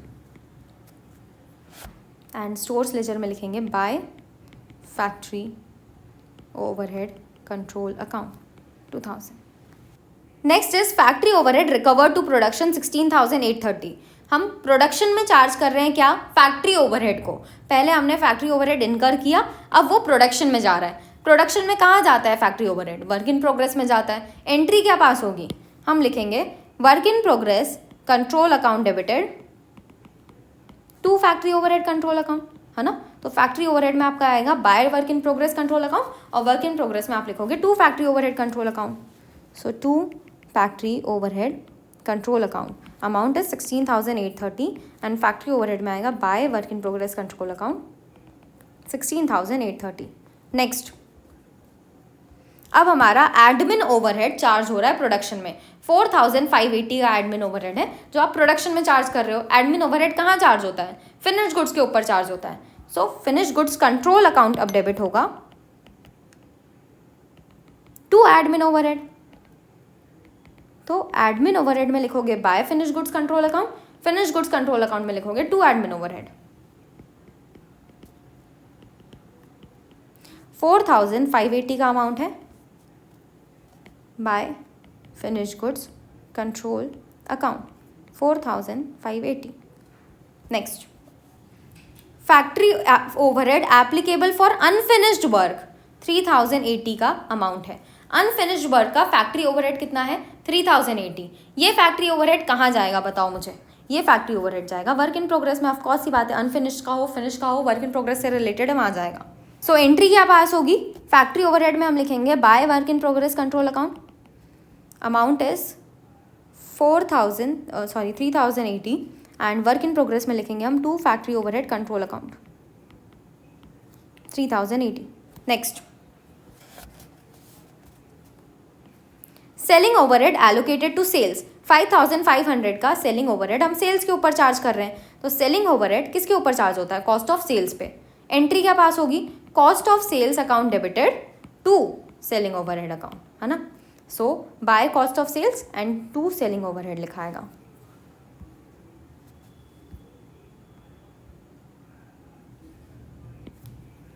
यहाँ लिखोगे by cost of sales, amount है 5,500 और कॉस्ट ऑफ सेल्स में लिखेंगे to selling and distribution overhead 5,500। Next, stores lost due to fire in store not insured 150 का अमाउंट है stores का जो लॉस्ट हो गया due to fire. In that case stores कम हो रहा है, किस वजह से हो रहा है, एबनॉर्मल लॉस की वजह से हो रहा है। तो कॉस्टिंग P&L में जाएगा क्योंकि एबनॉर्मल लॉस है। कॉस्टिंग P&L अकाउंट को आप डेबिट करोगे, टू स्टोर से कम हो रहा है इसलिए स्टोर लेजर कंट्रोल अकाउंट को क्रेडिट करोगे। तो स्टोर लेजर कंट्रोल अकाउंट में हम लिखेंगे बाय कॉस्टिंग P&L अकाउंट,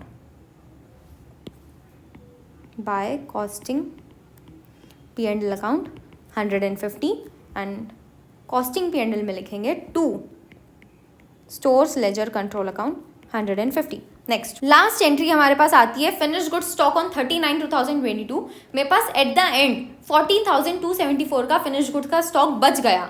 तो ये मेरा क्या बन जाएगा, बाय बैलेंस कैरीड डाउन।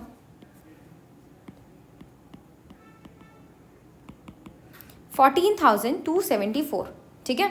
हमने सारी एंट्रीज तो रिकॉर्ड कर दी, बट द थिंग इज हमारा कोई भी अकाउंट टैली हो रहा है क्या, अभी कोई टैली नहीं है ना। तो टैली करने के लिए आप सीक्वेंस वही फॉलो करोगे जो हमने यहाँ पे देखी है कि मटेरियल सबसे पहले आता है तो मटेरियल को टैली करो, फिर लेबर में जाओ, फिर डायरेक्ट एक्सपेंसेस में जाओ। एज डायरेक्ट एक्सपेंसेस नहीं है तो इसका नहीं आएगा। फिर हम फैक्ट्री ओवरहेड में जाएंगे, वर्क इन प्रोग्रेस में जाएंगे, admin, finish goods, selling overhead, cost of sales and then at last costing P&L account. यही पूरा प्रोसेस फॉलो करके आपको सबको टैली कराना है, ठीक है। चलो मटेरियल पे चलते हैं। सबसे पहले material that is stores ledger control account. इसके अंदर अगर हम देखें तो हमारे पास पहले से 9,450 था प्लस 52,400 हमने नया लिया, माइनस वर्क इन प्रोग्रेस में 45,370 इशू किया, कैपिटल वर्क इन प्रोग्रेस में 1,500 इशू किया, फैक्ट्री ओवरहेड में 2,000 इशू किया, माइनस 150 कॉस्टिंग P&L में गया। एट द एंड हमारे पास कितना बचा, हमारे पास बचा बाय बैलेंस कैरीड डाउन 12,830, ठीक है। नेक्स्ट, इसके बाद हमारे पास आता है वेजेस अकाउंट। देखो यार, जो आपका मटेरियल अकाउंट है, फिनिश गुड्स का अकाउंट है, वर्क इन प्रोग्रेस का अकाउंट है, ये सारे हमारे स्टॉक के अकाउंट है, मतलब एट द एंड इनका कुछ ना कुछ बैलेंस बच सकता है। लेकिन अगर आप अपना वेजेस कंट्रोल अकाउंट देखो तो ये एक एक्सपेंस का अकाउंट है, इसलिए इसके अंदर एट द एंड कोई बैलेंस नहीं बचता है ना। वो हमारा नॉमिनल अकाउंट है। नॉमिनल अकाउंट मतलब इनकम एंड एक्सपेंसेस के अकाउंट में आपके पास एट द एंड कोई बैलेंस नहीं बचेगा जिसको आप टू बैलेंस कैरी डाउन या बाय बैलेंस कैरी डाउन करोगे, ठीक है। नेक्स्ट, वेजेस कंट्रोल अकाउंट कहाँ है, ये रहा। 57,600 हमारे पास था, जिसमें से 55,080 चला गया वर्क इन प्रोग्रेस में और 2,520 चला गया फैक्ट्री ओवरहेड में। तो एट द एंड हमारे पास कोई बैलेंस नहीं बच रहा और ये अकाउंट हमारा टैली हो गया 57,600 एंड 57,600। हमारा स्टोर्स लेजर भी हमने टैली कर लिया, ठीक है। टोटल अमाउंट लिख लेना है एट द एंड, है ना। नेक्स्ट, इसके बाद हम कौन सा अकाउंट लेते हैं, हमारा फैक्ट्री ओवरहेड का, ये रहा। फैक्ट्री ओवरहेड में मेरे पास है wages, general ledger adjustment account, SLC। Total कर लो 360 प्लस 2520 प्लस 15,600 प्लस 2,000 माइनस हमने वर्क इन प्रोग्रेस में 16,830 दिया और फिर से वर्क इन प्रोग्रेस में 3,080 दिया जो इनकम्प्लीट वर्क था। तो 570 हमारे पास बच गया, ये हो जाएगा by balance carried down. Factory overhead control account, admin overhead control account, selling and distribution overhead control account, ये कंट्रोल अकाउंट्स के अंदर बैलेंसेस बच सकते हैं एट द एंड, क्योंकि ये हमारे सिर्फ कंट्रोल अकाउंट की तरह रिएक्ट करते हैं। तो एट द एंड इनका बैलेंस हो सकता है, ठीक है। नेक्स्ट, फिनिश फैक्ट्री ओवरहेड के बाद हमारे पास आता है एडमिन, नहीं work in progress. So work in progress में 7056 पहले से था, 45,370 नया आया, 1135 प्लस 55,080 प्लस 16,830 प्लस 3,080 माइनस हमने फिनिश गुड्स कंट्रोल अकाउंट में कितना भेजा, 1,08,000, बचा कितना 20,551। That is your by balance carried down. अब ध्यान दो, ये जो 20,551 का आपका बैलेंस कैरीड डाउन है, इसमें से कुछ अनफिनिश्ड भी बच गया है ना। फैक्ट्री ओवरहेड से 3,080 का सामान आया जो अनफिनिश्ड है, तो अनफिनिश्ड को अलग से शो करोगे, बाकी बचा हुआ अमाउंट अलग से शो होगा। That is 17,471। डन, ये भी टैली हो गया, तो इसको भी यहाँ पे लाइन खींच दो और आपको यहाँ पे टोटल का अमाउंट लिखना है। वर्क इन प्रोग्रेस के बाद आता है हमारे पास एडमिन। एडमिन है 180, 5,400 प्लस 180 इज़ 5,580। हमने फिनिश गुड्स कंट्रोल अकाउंट में 4,580 बेच दिया, हमारे पास 1,000 का बैलेंस बच गया बाय बैलेंस कैरी डाउन, ठीक है। नेक्स्ट, एडमिन के बाद क्या आता है, finish goods control account. Next हमारे पास आता है फिनिश गुड्स का स्टॉक अकाउंट। अब यहाँ पे अगर आप देखो तो पहले से हमारे पास था 5274 प्लस 1,08,000 हमने नया लेके आए हम वर्क इन प्रोग्रेस से। नेक्स्ट 4580 का एडमिन आया, माइनस हमारा एट द एंड बैलेंस कितना बच रहा है 14,274 का। तो आपका जो बचा हुआ बैलेंस है 1,03,580, ये कहाँ जाएगा, क्योंकि क्लोजिंग बैलेंस तो आपने पहले ही निकाल लिया है। तो अगर आप ये टेबल देखो तो यहाँ पे जो भी फिनिश गुड्स में होता है वो कॉस्ट ऑफ सेल्स में जाता है। तो अब यहाँ पे हमारी एंट्री होगी by cost of sales account 1,03,580। अब अगर यहाँ पे आपने कॉस्ट ऑफ सेल्स लिखा है तो कॉस्ट ऑफ सेल्स में क्या लिखना पड़ेगा, to finish goods control account, to finish goods control account 1,03,580। Next, इसके बाद फिनिश गुड्स के बाद selling and distribution overhead control account आता है ना। सो अगर 6,000 का यहाँ अमाउंट दिख रहा है, 5,500 आपने कॉस्ट ऑफ सेल्स में ट्रांसफ़र कर दिया, तो बचा कितना, by balance carry down 500 rupees, ठीक है। नेक्स्ट, अब आता है cost of sales. Cost of sales में हमारे पास टोटल अमाउंट कितना है 5,500 प्लस 1,03,580। ये अमाउंट कहाँ जाता है, कॉस्ट ऑफ सेल्स जाता है कॉस्टिंग P&L अकाउंट में। तो अब आप एंट्री पास करोगे by costing P&L account, amount is 1,09,080। ये हमारे कॉस्टिंग P&L में आ जाएगा to cost of sales account 1,09,080, ठीक। टोटल करो तो 1,09,080 plus 150 minus 1,18,800 that is equal to 9,570 का बैलेंस आ रहा है यहाँ पे, ये 9570 आपके प्रॉफिट से रिलेटेड है, तो ये वापस चला जाएगा जनरल लेजर एडजस्टमेंट अकाउंट में। ठीक, तो हमने सारे अकाउंट्स को टैली कर दिया। एक बच गया हमारा कैपिटल वर्क इन प्रोग्रेस, तो इसका जो अमाउंट है वो चला जाएगा कैरी डाउन 1500। ठीक है, अब इसके बाद हमारे पास सबसे मेन अकाउंट आता है, that is general ledger adjustment account. तो अभी हमने जनरल लेजर एडजस्टमेंट अकाउंट में कॉस्टिंग P&L से कितना डाला 9570, तो यहाँ हम लिखेंगे by costing P&L account 9570। Total कर लो 22,320 plus 52,400 plus 1135 plus 57,600 plus 5,400 6,000 15,600 9570 that is equal to 170025। और इधर साइड अगर आप देखो तो आपके पास बैलेंस है 1,18,800, बचा हुआ 51,225 क्या हो जाएगा हमारा closing balance. To balance carry down, done. Moving forward, हमने सारे के सारे अकाउंट्स मेंटेन कर लिए, उनको टैली भी कर लिया। अब क्वेश्चन में क्या बोला है, ट्रायल बैलेंस बनाओ, तो अब ट्रायल बैलेंस भी बना लेते हैं। ट्रायल बैलेंस में हम वही चीज़ें लिखेंगे जिसका एट द एंड बैलेंस बच रहा है ना। चलो तो एक एक करके देखते जाते हैं किसका किसका कितना बैलेंस है, वो वहाँ पर रिकॉर्ड करते जाएंगे। सबसे पहले हमारे पास अकाउंट आ रहा है work in progress control account, जिसका हमारे पास बैलेंस है 20,551।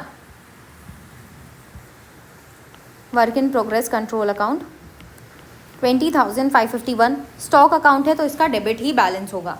Next factory overhead control account 570। Finished goods stock account 14,274।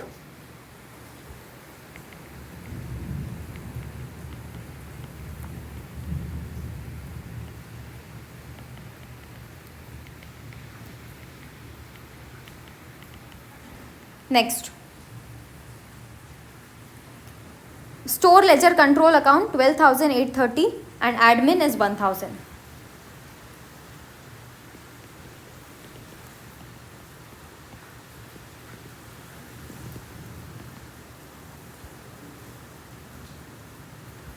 General ledger adjustment account 51,225, इसका बैलेंस कैसा है, क्रेडिट बैलेंस है।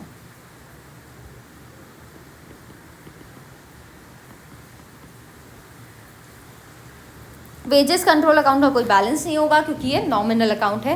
कॉस्टिंग P&L अकाउंट का भी कोई बैलेंस नहीं है। सेलिंग एंड डिस्ट्रीब्यूशन में हमारे पास है 500। कैपिटल वर्क इन प्रोग्रेस में है 1,500। कैपिटल वर्क इन प्रोग्रेस एक टाइप का एसेट ही है ना। तो हमने सारे अमाउंट्स लिख दिए, अब इसको टैली करके देखो मैच कर रहा है कि नहीं। 20,551 प्लस 570 प्लस 14,274 12,830 1,500 1,500 दैट इज़ 51,225 जो मैच कर गया एट द एंड। ठीक है, तो आपका ट्रायल बैलेंस मैच करना चाहिए आपका। ठीक है, इसी से आपका प्रूव होता है कि आपने सारी चीज़ें जो सॉल्व की है वो सही की है। ठीक, तो इस क्वेश्चन के साथ हमने ये समझ लिया कि कॉस्ट अकाउंटिंग के control accounts, different control accounts कैसे बनते हैं अगर आप सिर्फ कॉस्ट अकाउंटिंग कर रहे हो, मतलब नॉन इंटीग्रेटेड अकाउंटिंग फॉलो कर रहे हो। अब यही चीज़ हम इंटीग्रेटेड अकाउंटिंग के अंदर देखने वाले हैं, जहाँ पे आप कॉस्ट और फाइनेंशियल अकाउंट्स दोनों को एक साथ बना रहे हो, तब कैसे अकाउंट्स प्रिपेयर होंगे। तो सबसे पहले हमको बैलेंसेस दिए हुए हैं, share capital, reserve, sundry creditor, plant and machinery, sundry debtor, stores, bank and cash balance. ये हमारा ओपनिंग बैलेंस दिया हुआ है, तो इससे रिलेटेड हम सारे अकाउंट्स बना लेंगे पहले। तो आप share capital account, reserve account, sundry creditor account, plant and machinery account, sundry debtor account, और स्टोर्स के लिए क्या बनेगा, material control account, bank and cash balance account, bank and cash account. ये सारे अकाउंट्स को प्रिपेयर कर लोगे और सबके सामने उनका अमाउंट लिख लेंगे। ठीक है, सो प्रिपरेशन करो और साथ साथ में अमाउंट लिखो। शेयर कैपिटल का अमाउंट, ओपनिंग अमाउंट कैसा होता है, क्रेडिट बैलेंस होता है। So by balance brought down, amount कितना है 3 lakh rupees.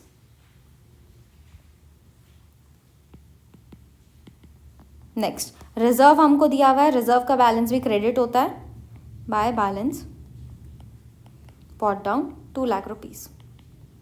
Next sundry creditors हमको दिया हुआ है 5 लाख, इसका भी बैलेंस क्रेडिट होगा।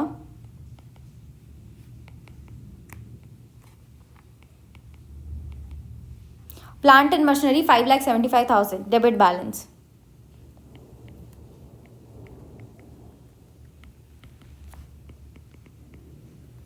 Sundry debtors 2 lakh,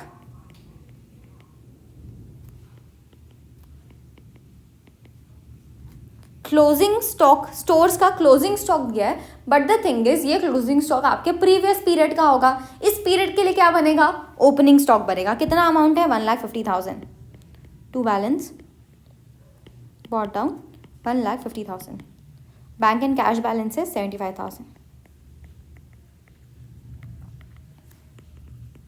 done. तो सारे बैलेंसेस हमने लिख लिया। अब एक एक करके ट्रांजेक्शन्स को देखते हैं और रिकॉर्ड करते जाते हैं। स्टोर्स परचेस दिया हुआ है 10 लाख रुपए का, तो ये स्टोर्स जो परचेस है वो मटेरियल कंट्रोल अकाउंट, इससे बढ़ जाएगा क्योंकि मटेरियल हमने परचेस किया है।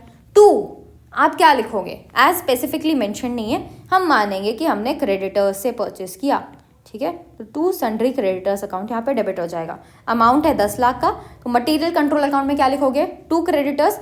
क्रेडिटर्स अकाउंट में क्या लिखोगे, by material control, by material control 10 lakh, 2 creditors 10 lakh. Next, stores issued to production, तो मटेरियल कंट्रोल अकाउंट कम हो जाएगा, work in progress control account बढ़ जाएगा। Work in progress control account debited to material control account. As ये transaction ऐसा है जहाँ पे फाइनेंशियल नेचर कुछ भी नहीं है, तो सेम एंट्री आप यहाँ पे भी पास करोगे, है ना। So work in progress control account to material control account है, तो मटेरियल कंट्रोल अकाउंट में लिखेंगे by work in progress control account.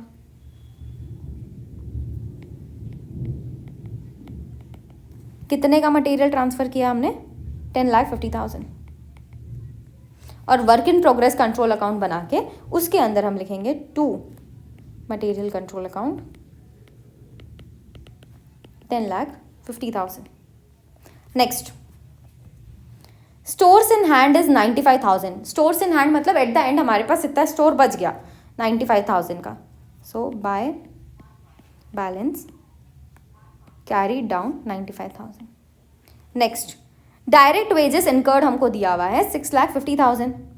तो डायरेक्ट वेजेस 6,50,000 का अगर इनकर हुआ है तो एंट्री क्या पास होगी, wages account debited to cash और बैंक, है ना। तो यहाँ पे क्या हो जाएगा, wages control account debited to cash और बैंक। वेजेस अकाउंट कहाँ है, वेजेस अकाउंट में लिखेंगे हम टू कैश और बैंक। अमाउंट है हमारे पास 6,50,000 का, और ये वेजेस चार्ज होगा कैश और बैंक अकाउंट में by wages control account 6,50,000। Next, direct wages charge to production है 6 लाख का, मतलब ये कहाँ जा रहा है, work in progress control account में। Work in progress control account में आपका 6 लाख का अगर वेजेस जा रहा है, थिंक अबाउट इट, तो बचा हुआ वेजेस कहाँ जाएगा, फिर फैक्ट्री ओवरहेड कंट्रोल अकाउंट में। कुछ इन्फॉर्मेशन नहीं दी हुई है ना बचे हुए के लिए, तो हम मानेंगे कि जो 50,000 एक्स्ट्रा बचा हुआ है वेजेस अकाउंट में वो फैक्ट्री ओवरहेड कंट्रोल अकाउंट में जाएगा। तो वेजेस के अकाउंट में आप क्या एंट्री करोगे, by WIP by factory overhead, by WIP control account by factory overhead account. यहाँ पे आएगा 6 लाख, यहाँ पे आएगा 50,000। सेम एंट्री WIP और फैक्ट्री ओवरहेड में होगा। WIP में लिखोगे 2 wages control account 6 lakh, and factory overhead में हम लिखेंगे 2 wages control account 50,000। Next, manufacturing expenses incurred 3 lakh का हमने मैन्युफैक्चरिंग एक्सपेंस इनकर किया, तो ये कहाँ जाएगा, मैन्युफैक्चरिंग ओवरहेड में, है ना। मैन्युफैक्चरिंग ओवरहेड को आप डेबिट करोगे, 2 एक्सपेंस इनकर हुआ है तो कैश और बैंक में जाएगा 3 लाख। मैन्युफैक्चरिंग ओवरहेड अकाउंट में लिखेंगे हम 2 कैश और बैंक 3 lakhs, एंड मैन्युफैक्चरिंग में लिखेंगे कैश एंड बैंक में लिखेंगे by factory overhead control account 3 lakhs। Next, manufacturing expenses charge to production, तो जो फैक्ट्री ओवरहेड होता है वो कहाँ जाता है, WIP में, तो WIP control account to factory overhead control account लिखोगे, है ना। सो फैक्ट्री ओवरहेड में आएगा by WIP account, by WIP account. Amount कितना है, अमाउंट इज 2,75,000, और WIP में लिखेंगे to manufacturing overhead account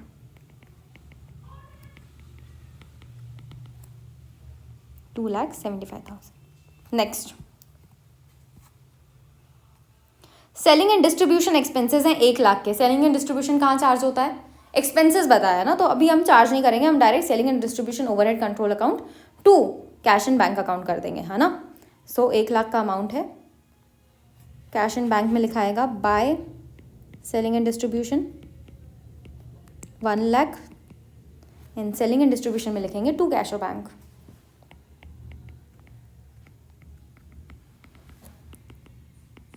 next,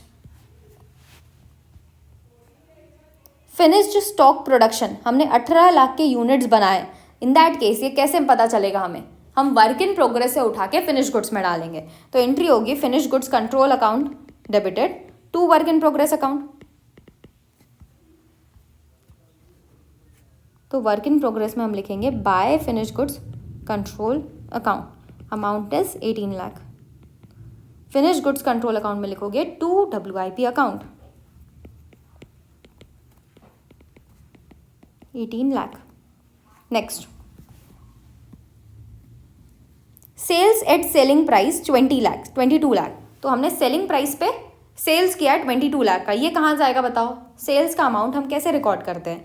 cash और bank account debited to costing P&L account, है ना। सेल्स लिखा था अगर फाइनेंशियल अकाउंटिंग होता तो, और कॉस्टिंग P&L क्यों लिखा रहा है? क्योंकि ये इंटीग्रेटेड है, इसलिए कॉस्टिंग P&L लिखेंगे। और कैश एंड बैंक इसलिए लिख रहे हैं क्योंकि ये फाइनेंशियल अकाउंटिंग से रिलेटेड और हम इंटीग्रेटेड फॉलो कर रहे हैं। सो कॉस्टिंग P&L में लिखोगे बाय कैश एंड बैंक, और कैश एंड बैंक में लिखोगे to costing P&L, to costing P&L 22 lakh. Costing P&L account में हम लिखेंगे बाय कैश और bank 22 lakh. Next,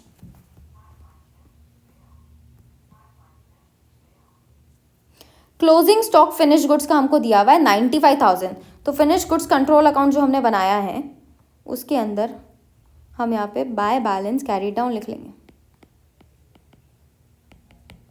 95,000। Payment to creditors हमको दिया हुआ है अब 11 लाख का, और रिसीट फ्रॉम डेटर्स दिया हुआ है 21 लाख का। तो क्रेडिटर्स अकाउंट में पेमेंट हुआ है, कैसी एंट्री होगी बताओ?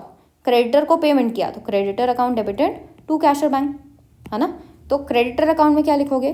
टू कैश और bank account 11 lakh. Similar way में आपको डेटर्स से रिसीट हुआ है, तो डेटर्स अकाउंट में क्या एंट्री होगी? हमको मिले हैं पैसे तो कैश और बैंक अकाउंट डेबिट होंगे टू डेटर्स, तो यहाँ पे हम लिखेंगे बाय कैश और bank account, that is 21 lakh. दोनों जगह हमने कैश में ट्रांजेक्शन किया तो कैश और बैंक अकाउंट अफेक्ट हो रहा है, जिसकी एंट्री हम कैश एंड बैंक अकाउंट में करेंगे। पहली बात ये बताओ किससे पैसे आ रहे हैं? हमारे डेटर्स से पैसे आ रहे हैं, तो डेटर्स यहाँ आ जाएंगे। कितना पैसा आ रहा है? 21 लाख। और क्रेडिटर्स से पास पैसे जा रहे हैं तो बाय क्रेडिटर्स अकाउंट आएगा 11 लाख। डन। सो अब हमने सारे के सारे ट्रांजेक्शन्स को रिकॉर्ड कर लिया है, अब बारी आती है हर एक अकाउंट को टैली करने की। But before that you need to understand कि अभी हम कॉस्ट और फाइनेंशियल अकाउंट्स दोनों को एक साथ बना रहे हैं, तो जो प्रॉफिट एंड लॉस अकाउंट बनता है वो सिर्फ कॉस्टिंग P&L नहीं होता, वो प्रॉफिट एंड लॉस दोनों का एक ही बन रहा है, तो हम उसको प्रॉफिट एंड लॉस अकाउंट ही बोलेंगे। इसके अलावा अब जो आपके ओवरहेड्स के कंट्रोल अकाउंट होंगे ना, वो आपके एक्सपेंसेस की तरह रिएक्ट करेंगे। जब हम नॉन इंटीग्रेटेड अकाउंटिंग के अंदर, कॉस्ट अकाउंटिंग के अंदर कंट्रोल अकाउंट्स बना रहे थे, तो वो हमारे कंट्रोल अकाउंट की तरह रिएक्ट कर रहे थे। लेकिन अब आप फाइनेंशियल अकाउंटिंग और कॉस्ट अकाउंटिंग दोनों को एक साथ बना रहे हो, उस केस में ये एक्सपेंसेस की अकाउंट की तरह रिएक्ट करेंगे। अगर मेरा जो फैक्ट्री ओवरहेड है, मेरा एडमिन ओवरहेड, मेरा सेलिंग एंड डिस्ट्रीब्यूशन ओवरहेड, ये सारे के कंट्रोल अकाउंट अगर एक्सपेंस की तरह रिएक्ट करने वाले हैं, इन दैट केस इनमें भी कोई भी बैलेंस नहीं बचना चाहिए एट द एंड, है ना। इसका जो बैलेंस होगा अगर बच जा रहा है तो वो हम कॉस्टिंग P&L अकाउंट में डाल देंगे कि ये अमाउंट हमारा अभी रिकवर नहीं हुआ है टाइम्स, ठीक है। चलो, सो एक एक करके सारे अकाउंट्स को हम टैली करते हैं। टैली कैसे करेंगे? जैसे हमने इंटीग्रेटेड के अंदर कॉस्ट अकाउंटिंग के अंदर किया था। सबसे पहले मटेरियल कंट्रोल अकाउंट से स्टार्ट करते हैं। हमारे पास 1,50,000 का पहले से बैलेंस था, 10 लाख हमने नया परचेस किया, माइनस 10,50,000 हमने WIP में डाल दिया, और 95,000 हमारे पास एट द एंड बैलेंस बच गया। तो जो 5,000 है ये कहाँ जाएगा, क्योंकि क्लोजिंग बैलेंस तो पहले से ही निकला हुआ है, WIP में चले गया है मटेरियल, बचा हुआ कहाँ जाता है, फैक्ट्री ओवरहेड कंट्रोल अकाउंट में। So by factory overhead control account. यहाँ अगर हम फैक्ट्री ओवरहेड कंट्रोल अकाउंट को बाय में लिख रहे हैं तो वहाँ क्या लिखेंगे, to material control account 5,000। Next material control account इससे टैली हो गया। इसके बाद क्या आता है, वेजेस कंट्रोल अकाउंट। तो वेजेस तो पहले से ही टैलीड है, 6,50,000। नेक्स्ट हमारे पास आता है फैक्ट्री ओवरहेड कंट्रोल अकाउंट, जिसमें हमारे पास 50,000 है वेजेस का, 3 लाख है कैश और बैंक का, 5,000 है मटेरियल का, दैट इज 3,55,000 माइनस 2,75,000 तुमने WIP में डाल दिया, बचा कितना, 80,000। हम मैन्युफैक्चरिंग ओवरहेड कंट्रोल अकाउंट को किस तरीके से ट्रीट कर रहे हैं अभी, एक्सपेंस की तरह। तो ये जो अमाउंट है क्या ये बैलेंस कैरी डाउन में चला जाएगा क्या, आंसर इज नो, ये जाएगा हमारे प्रॉफिट एंड लॉस अकाउंट में as under recovery. Done. Next इसके बाद मैन्युफैक्चरिंग के बाद क्या आता है हमारे पास, एडमिन, पर इस क्वेश्चन में एडमिन नहीं है, तो इसके बाद क्या आएगा, work in progress control account, है ना। Work in progress control account में हमारे पास है 10,50,000 प्लस 6 लाख प्लस 2,75,000 माइनस हमने फिनिश गुड्स में भेज दिया 18 लाख, बचा कितना, 1,25,000। एक बात बताओ यार, ये जो 1,25,000 बचा, क्या इसको भी हम कॉस्टिंग P&L में लेके जाएंगे क्या, आंसर इज नो। ये स्टॉक अकाउंट है। हमने किसको, जो कंट्रोल अकाउंट थे जैसे ओवरहेड का control account, factory overhead control account, admin overhead control account, selling and distribution overhead control account, इनको अब हम एक्सपेंसेस की तरह ट्रीट कर रहे हैं। लेकिन तुम एसेट को थोड़े ना एक्सपेंस की तरह ट्रीट कर सकते हो। जो WIP है, मटेरियल कंट्रोल है, या फिर आपका फिनिश गुड्स कंट्रोल अकाउंट है, ये सब तो स्टॉक के अकाउंट है और इनका एट द एंड बैलेंस बच सकता है, क्योंकि स्टॉक का बैलेंस बचता है एट द एंड, है ना। So by balance brought down हमारे पास 1,25,000 बच रहा है WIP में। नेक्स्ट WIP के बाद हमारे पास क्या आता है, फिनिश गुड्स कंट्रोल अकाउंट, है ना। सो फिनिश गुड्स कंट्रोल अकाउंट में WIP से आया 18 लाख और 95,000 एट द एंड बैलेंस बच गया। तो बचा हुआ अमाउंट कहाँ से आता है, फिनिश गुड्स का कॉस्ट ऑफ सेल्स में 17,05,000। कॉस्ट ऑफ सेल्स में हम लिखेंगे 2 finish goods control account 17,05,000। Next इसके बाद सेलिंग एंड डिस्ट्रीब्यूशन आता है। सेलिंग एंड डिस्ट्रीब्यूशन को हम किस तरीके से ट्रीट करेंगे, एक्सपेंस की तरह। तो जितना भी 1 लाख का खर्चा किया आपने सेलिंग एंड डिस्ट्रीब्यूशन में, कहाँ जाता है, ये हमारा कॉस्ट ऑफ सेल्स में जाता है, 1 lakh. 2 selling and distribution overhead 1 lakh. तो टोटल हमारे पास कॉस्ट ऑफ सेल्स में कितना हो गया, 18,05,000। ये कहाँ ट्रांसफ़र किया जाएगा, प्रॉफिट एंड लॉस अकाउंट पे 18,05,000 हम ट्रांसफ़र कर देंगे। तो इधर हमारे पास आ गया 2 कॉस्ट ऑफ सेल्स 18,05,000। साथ साथ अभी हमने फैक्ट्री ओवरहेड से भी ट्रांसफ़र किया बाय P&L अकाउंट 80,000। तो इधर हम क्या लिखेंगे, 2 मैन्युफैक्चरिंग या factory overhead control account 80,000। Total कर लो, 22 लाख हमारा सेल्स से हमको अमाउंट रिसीव हुआ, 18,05,000 कॉस्ट ऑफ सेल्स है, माइनस 80,000 फैक्ट्री ओवरहेड का अंडर रिकवरी है। तो बचा हमारे पास 3,15,000। ठीक है, ये 3,15,000 कहाँ जाएगा बताओ, ये हम ट्रांसफ़र करेंगे रिजर्व अकाउंट में। ठीक, ये हमारा प्रॉफिट है जो रिजर्व अकाउंट में ट्रांसफ़र हो जाएगा। तो रिजर्व अकाउंट में अब हम लिखेंगे by profit and loss account, कितना अमाउंट है, 3,15,000। एज रिजर्व अकाउंट है, रिजर्व अकाउंट का बैलेंस बचता है एट द एंड, तो टू बैलेंस कैरी डाउन हमारे पास बचा 5,15,000। डन। तो अब मेरे कॉस्ट रिलेटेड सारे अकाउंट्स क्लोज हो गए। अब हम हमारे फाइनेंशियल रिलेटेड अकाउंट्स को क्लोज करेंगे। सबसे पहले शेयर कैपिटल आ रहा है, to balance carry down, as कोई भी चेंजेस नहीं है तो ये 3 लाख ही हम कैरी डाउन कर लेंगे। सन्ड्री क्रेडिटर्स देखो 5 लाख था पहले से, 10 लाख हमारा नया आया और 11 लाख का हमने पेमेंट कर दिया। तो एट द एंड हमारे पास कितना बच गया, to balance carry down 4 lakh. Next sundry plant and machinery में कोई भी चेंजेस नहीं आए हैं तो ये सेम ही बैलेंस आप कैरी डाउन कर लोगे, 5,75,000। नेक्स्ट है हमारे पास सन्ड्री डेटर्स का अकाउंट, जिसमें हमारे पास बैलेंस था 2 लाख का। हमने जो नया यहाँ पे क्रिएट किया वो 21 लाख का बैलेंस क्रिएट किया डेटर्स का। ये कैसे क्रिएट होगा 21 लाख का, जब तुम्हारे पास 2 लाख था, 21 लाख नया कैसे क्रिएट हो गया? अभी तुमने सेल्स की है ना? तो अभी देखो हमने जो सेल्स किया उसको हमने कहाँ डाल दिया है? कैश एंड बैंक में। तो पहली बात तो उसको यहाँ से हटाना पड़ेगा कि भाई सेल्स जो है वो डेटर्स में जाएगी, क्योंकि डेटर्स से हमको पैसा लेना है, 21 लाख अभी तक हमने नहीं लिया है ना? इन दैट केस आप कॉस्टिंग P&L जो आपने लिखा था कैश एंड बैंक में वो हटाओगे, और P&L में जो आपने यहाँ पे कैश एंड बैंक में डाल दिया उसको डालोगे डेटर्स में। ठीक, तो अब ये जो बाय डेटर्स हमने लिखा इसको हम यहाँ पे ट्रीट करने वाले हैं to profit and loss account. कितना अमाउंट है? 22 लाख। पहले मेरा 2 लाख का रिसीवेबल था फ्रॉम डेटर्स, एज मैंने 22 लाख की सेल्स और की, इसलिए अब 21 लाख का मुझे रिसीव हो गया, और बचा कितना?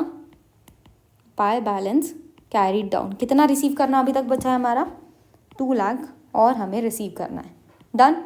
नेक्स्ट मटेरियल कंट्रोल अकाउंट हमने पहले ही टैली कर दिया है। कैश एंड बैंक देखो 6,50,000 plus 3 lakh plus 1 lakh plus 11 lakh minus 75,000 minus 21 lakh. तो एट द एंड मेरे पास बच रहा है 25,000 का balance. Bye balance carry down 25,000। Done. Next ये हो गया हमारा अकाउंट टैली। नेक्स्ट हमने WIP भी कर लिया है, वेजेस भी कर लिया है, manufacturing, selling and distribution, finish goods सब हो गया, प्रॉफिट एंड लॉस भी हो गया, कॉस्ट ऑफ सेल्स भी हो गया। तो सारे अकाउंट हमारे टैली हो गए। अब हम ट्रायल बैलेंस बना सकते हैं। ट्रायल बैलेंस में हमको क्या करना है? सारे बैलेंस बॉट डाउन लिखने हैं, कैरीड डाउन लिखने हैं, है ना? सो हर एक अकाउंट का देखते जाओ कहाँ कहाँ आपके पास बैलेंस कैरीड डाउन बचा है। शेयर कैपिटल है, रिजर्व्स हैं, सन्ड्री क्रेडिटर्स है। यहाँ पे 3 लाख, यहाँ पे 5,15,000, यहाँ पे 4 लाख।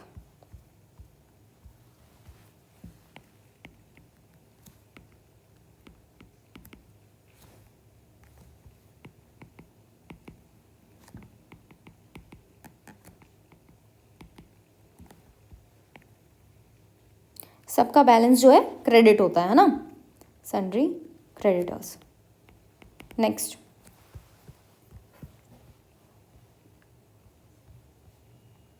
इसके बाद हमारे पास है प्लांट एंड मशीनरी का 5,75,000 है, ठीक है? 5,75,000। सन्ड्री डेटर्स का है 2 लाख एंड मटेरियल कंट्रोल का है 95,000।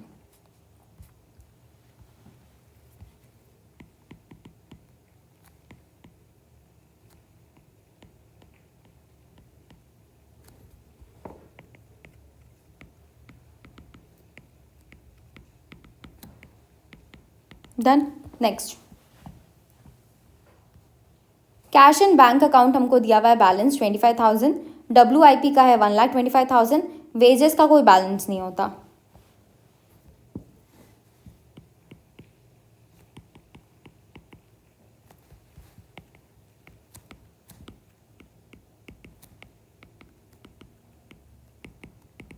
नेक्स्ट फैक्ट्री ओवरहेड है हमारे पास, कोई बैलेंस नहीं है इसका, सेलिंग एंड डिस्ट्रीब्यूशन का भी नहीं है। फिनिश गुड्स कंट्रोल अकाउंट है हमारे पास 95,000।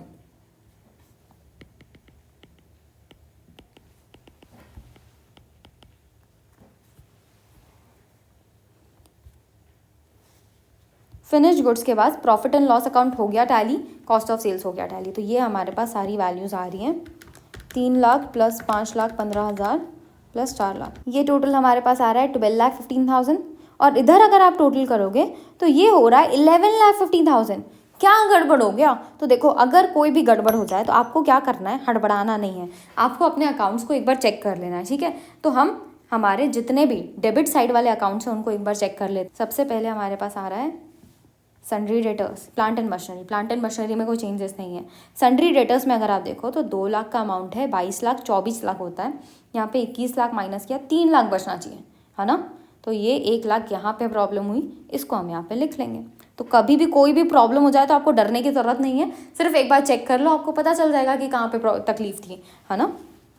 5,75,000 plus 3 lakh plus 95,000 plus 25,000 plus 1,25,000 plus 95,000 that is equal to 12,15,000। Done. तो हमने हमारा ट्रायल बैलेंस टैली कर लिया। सो इसी के साथ हमारा एक क्वेश्चन कवर होता है। नेक्स्ट हम जा रहे हैं जर्नल एंट्रीज की तरफ। आपको कॉस्ट अकाउंटिंग सिस्टम के हिसाब से जर्नल एंट्रीज पास करनी है। बहुत ही सिंपल सा क्वेश्चन है क्योंकि जनरल एंट्री तो हमने इतनी बार सीख रखी है ना। सबसे पहले आपको बोल रहा है मटेरियल इशू करो डायरेक्टली 6,50,000 का। डायरेक्ट कहाँ जाएगा? WIP में। इनडायरेक्ट कहाँ जाएगा? फैक्ट्री ओवरहेड में। ठीक है, तो हम इशू करने वाले हैं WIP control account and factory overhead control account. WIP में अमाउंट जाएगा 6,50,000, फैक्ट्री ओवरहेड में जाएगा 2,50,000। कहाँ से जा रहा है ये अमाउंट? ये अमाउंट जाएगा मटेरियल कंट्रोल अकाउंट से। टोटल कितना हुआ? 9 lakh. Next, wages and salaries आपको एलोकेट करनी है। डायरेक्ट कहाँ जाएगा? WIP में। इनडायरेक्ट कहाँ जाएगा? फैक्ट्री ओवरहेड में। So work in progress control account debited, factory overhead control account debited to wages control account. Amount है 2,60,000 एंड 40,000। टोटल हो गया 3 लाख। नेक्स्ट, ओवरहेड एब्जॉर्ब कराना है आपको जॉब्स में। फैक्ट्री का ओवरहेड कहाँ एब्जॉर्ब होता है? WIP में। तो एंट्री क्या पास होगी? WIP control account debited to factory overhead, क्योंकि फैक्ट्री ओवरहेड से कम होके कहाँ जा रहा है? WIP में। Amount is 1,50,000। नेक्स्ट, एडमिन का कहाँ एब्जॉर्ब होता है बताओ? एडमिन हम एब्जॉर्ब कराते हैं फिनिश गुड्स में। तो finish goods control account debit हो जाएगा और admin overhead control account credit हो जाएगा। Amount is 30,000। Next, selling overhead कहाँ एब्जॉर्ब होता है? कॉस्ट ऑफ सेल्स में। सो एंट्री होगी cost of sales debited to selling and distribution overhead control account 50,000। Next, under और over absorption of overhead arise हो रहा है, जहां पे आपको बता दिया गया है कि फैक्ट्री का 25,000 है, एडमिन का 12,500 है। जो भी ओवरहेड में चेंजेस होते हैं उसको हम कहाँ डालते हैं? उसको हम कॉस्टिंग P&L अकाउंट में डालते हैं और ओवरहेड एडजस्टमेंट अकाउंट के थ्रू डालते हैं। ये हमने जर्नल एंट्री में देखा था।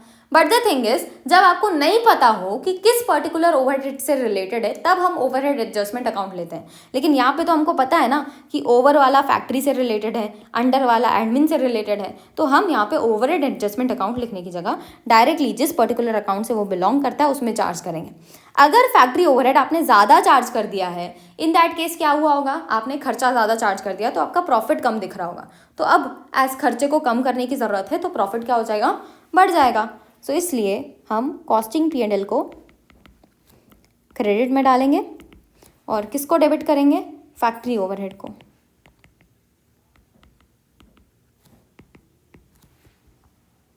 अमाउंट है 25,000। नेक्स्ट, हमारे पास आ रहा है अंडर एब्जॉर्प्शन। 12,500 का एडमिन ओवरहेड अंडर एब्जॉर्ब किया है, मतलब खर्चा 12,500 ज़्यादा होना चाहिए लेकिन अभी कम रिकॉर्ड हो गया। कम रिकॉर्ड होने की वजह से आपका प्रॉफिट ज़्यादा दिख रहा होगा। अब प्रॉफिट को कम करने की ज़रूरत है। प्रॉफिट कम करने के लिए हम कॉस्टिंग P&L अकाउंट को डेबिट करेंगे टू एडमिन ओवरहेड। 10,000 का अमाउंट हमारे पास ही अवेलेबल है। डन। 12,500 है, सॉरी 12,500। डन। तो हमने कंप्लीट कर दिया ये क्वेश्चन और इसके साथ हमारा कॉस्ट बुक कीपिंग पूरा खत्म होता है। हमने क्या क्या देखा? हमने सबसे पहले समझा इंटीग्रेटेड अकाउंटिंग क्या होती है, नॉन इंटीग्रेटेड अकाउंटिंग क्या होती है। इंटीग्रेटेड मतलब जहाँ पे कॉस्ट और फाइनेंशियल आप एक साथ बना रहे हो। नॉन इंटीग्रेटेड मतलब जहाँ पे कॉस्ट और फाइनेंशियल दोनों अलग अलग बन रहे हैं। फिर हमने पूरी जर्नल एंट्रीज देखी है तीनों की, कॉस्टिंग में कैसी होती है, फाइनेंशियल अकाउंटिंग में कैसी होती है और इंटीग्रेटेड में कैसी होती है। फिर हमने कॉस्ट अकाउंटिंग के हिसाब से डिफरेंट कॉस्ट लेजर्स बनाना सीखा, कॉस्ट कंट्रोल अकाउंट बनाना सीखा। फिर हम गए इंटीग्रेटेड में और इंटीग्रेटेड में हमने डिफरेंट कॉस्ट कंट्रोल अकाउंट्स बनाए और उसके बाद ट्रायल बैलेंस भी बनाना सीखा कि किस तरीके से टैली करोगे। जनरल लेजर एडजस्टमेंट अकाउंट कैसे बनता है वो देखा और आखिरी में हमने एक क्वेश्चन देख लिया जहाँ पे जनरल एंट्रीज को वापस रिवाइज कर लिया। डन। अब अगली क्लास में हम नेक्स्ट टॉपिक के साथ स्टार्ट करेंगे। Till than happy learning.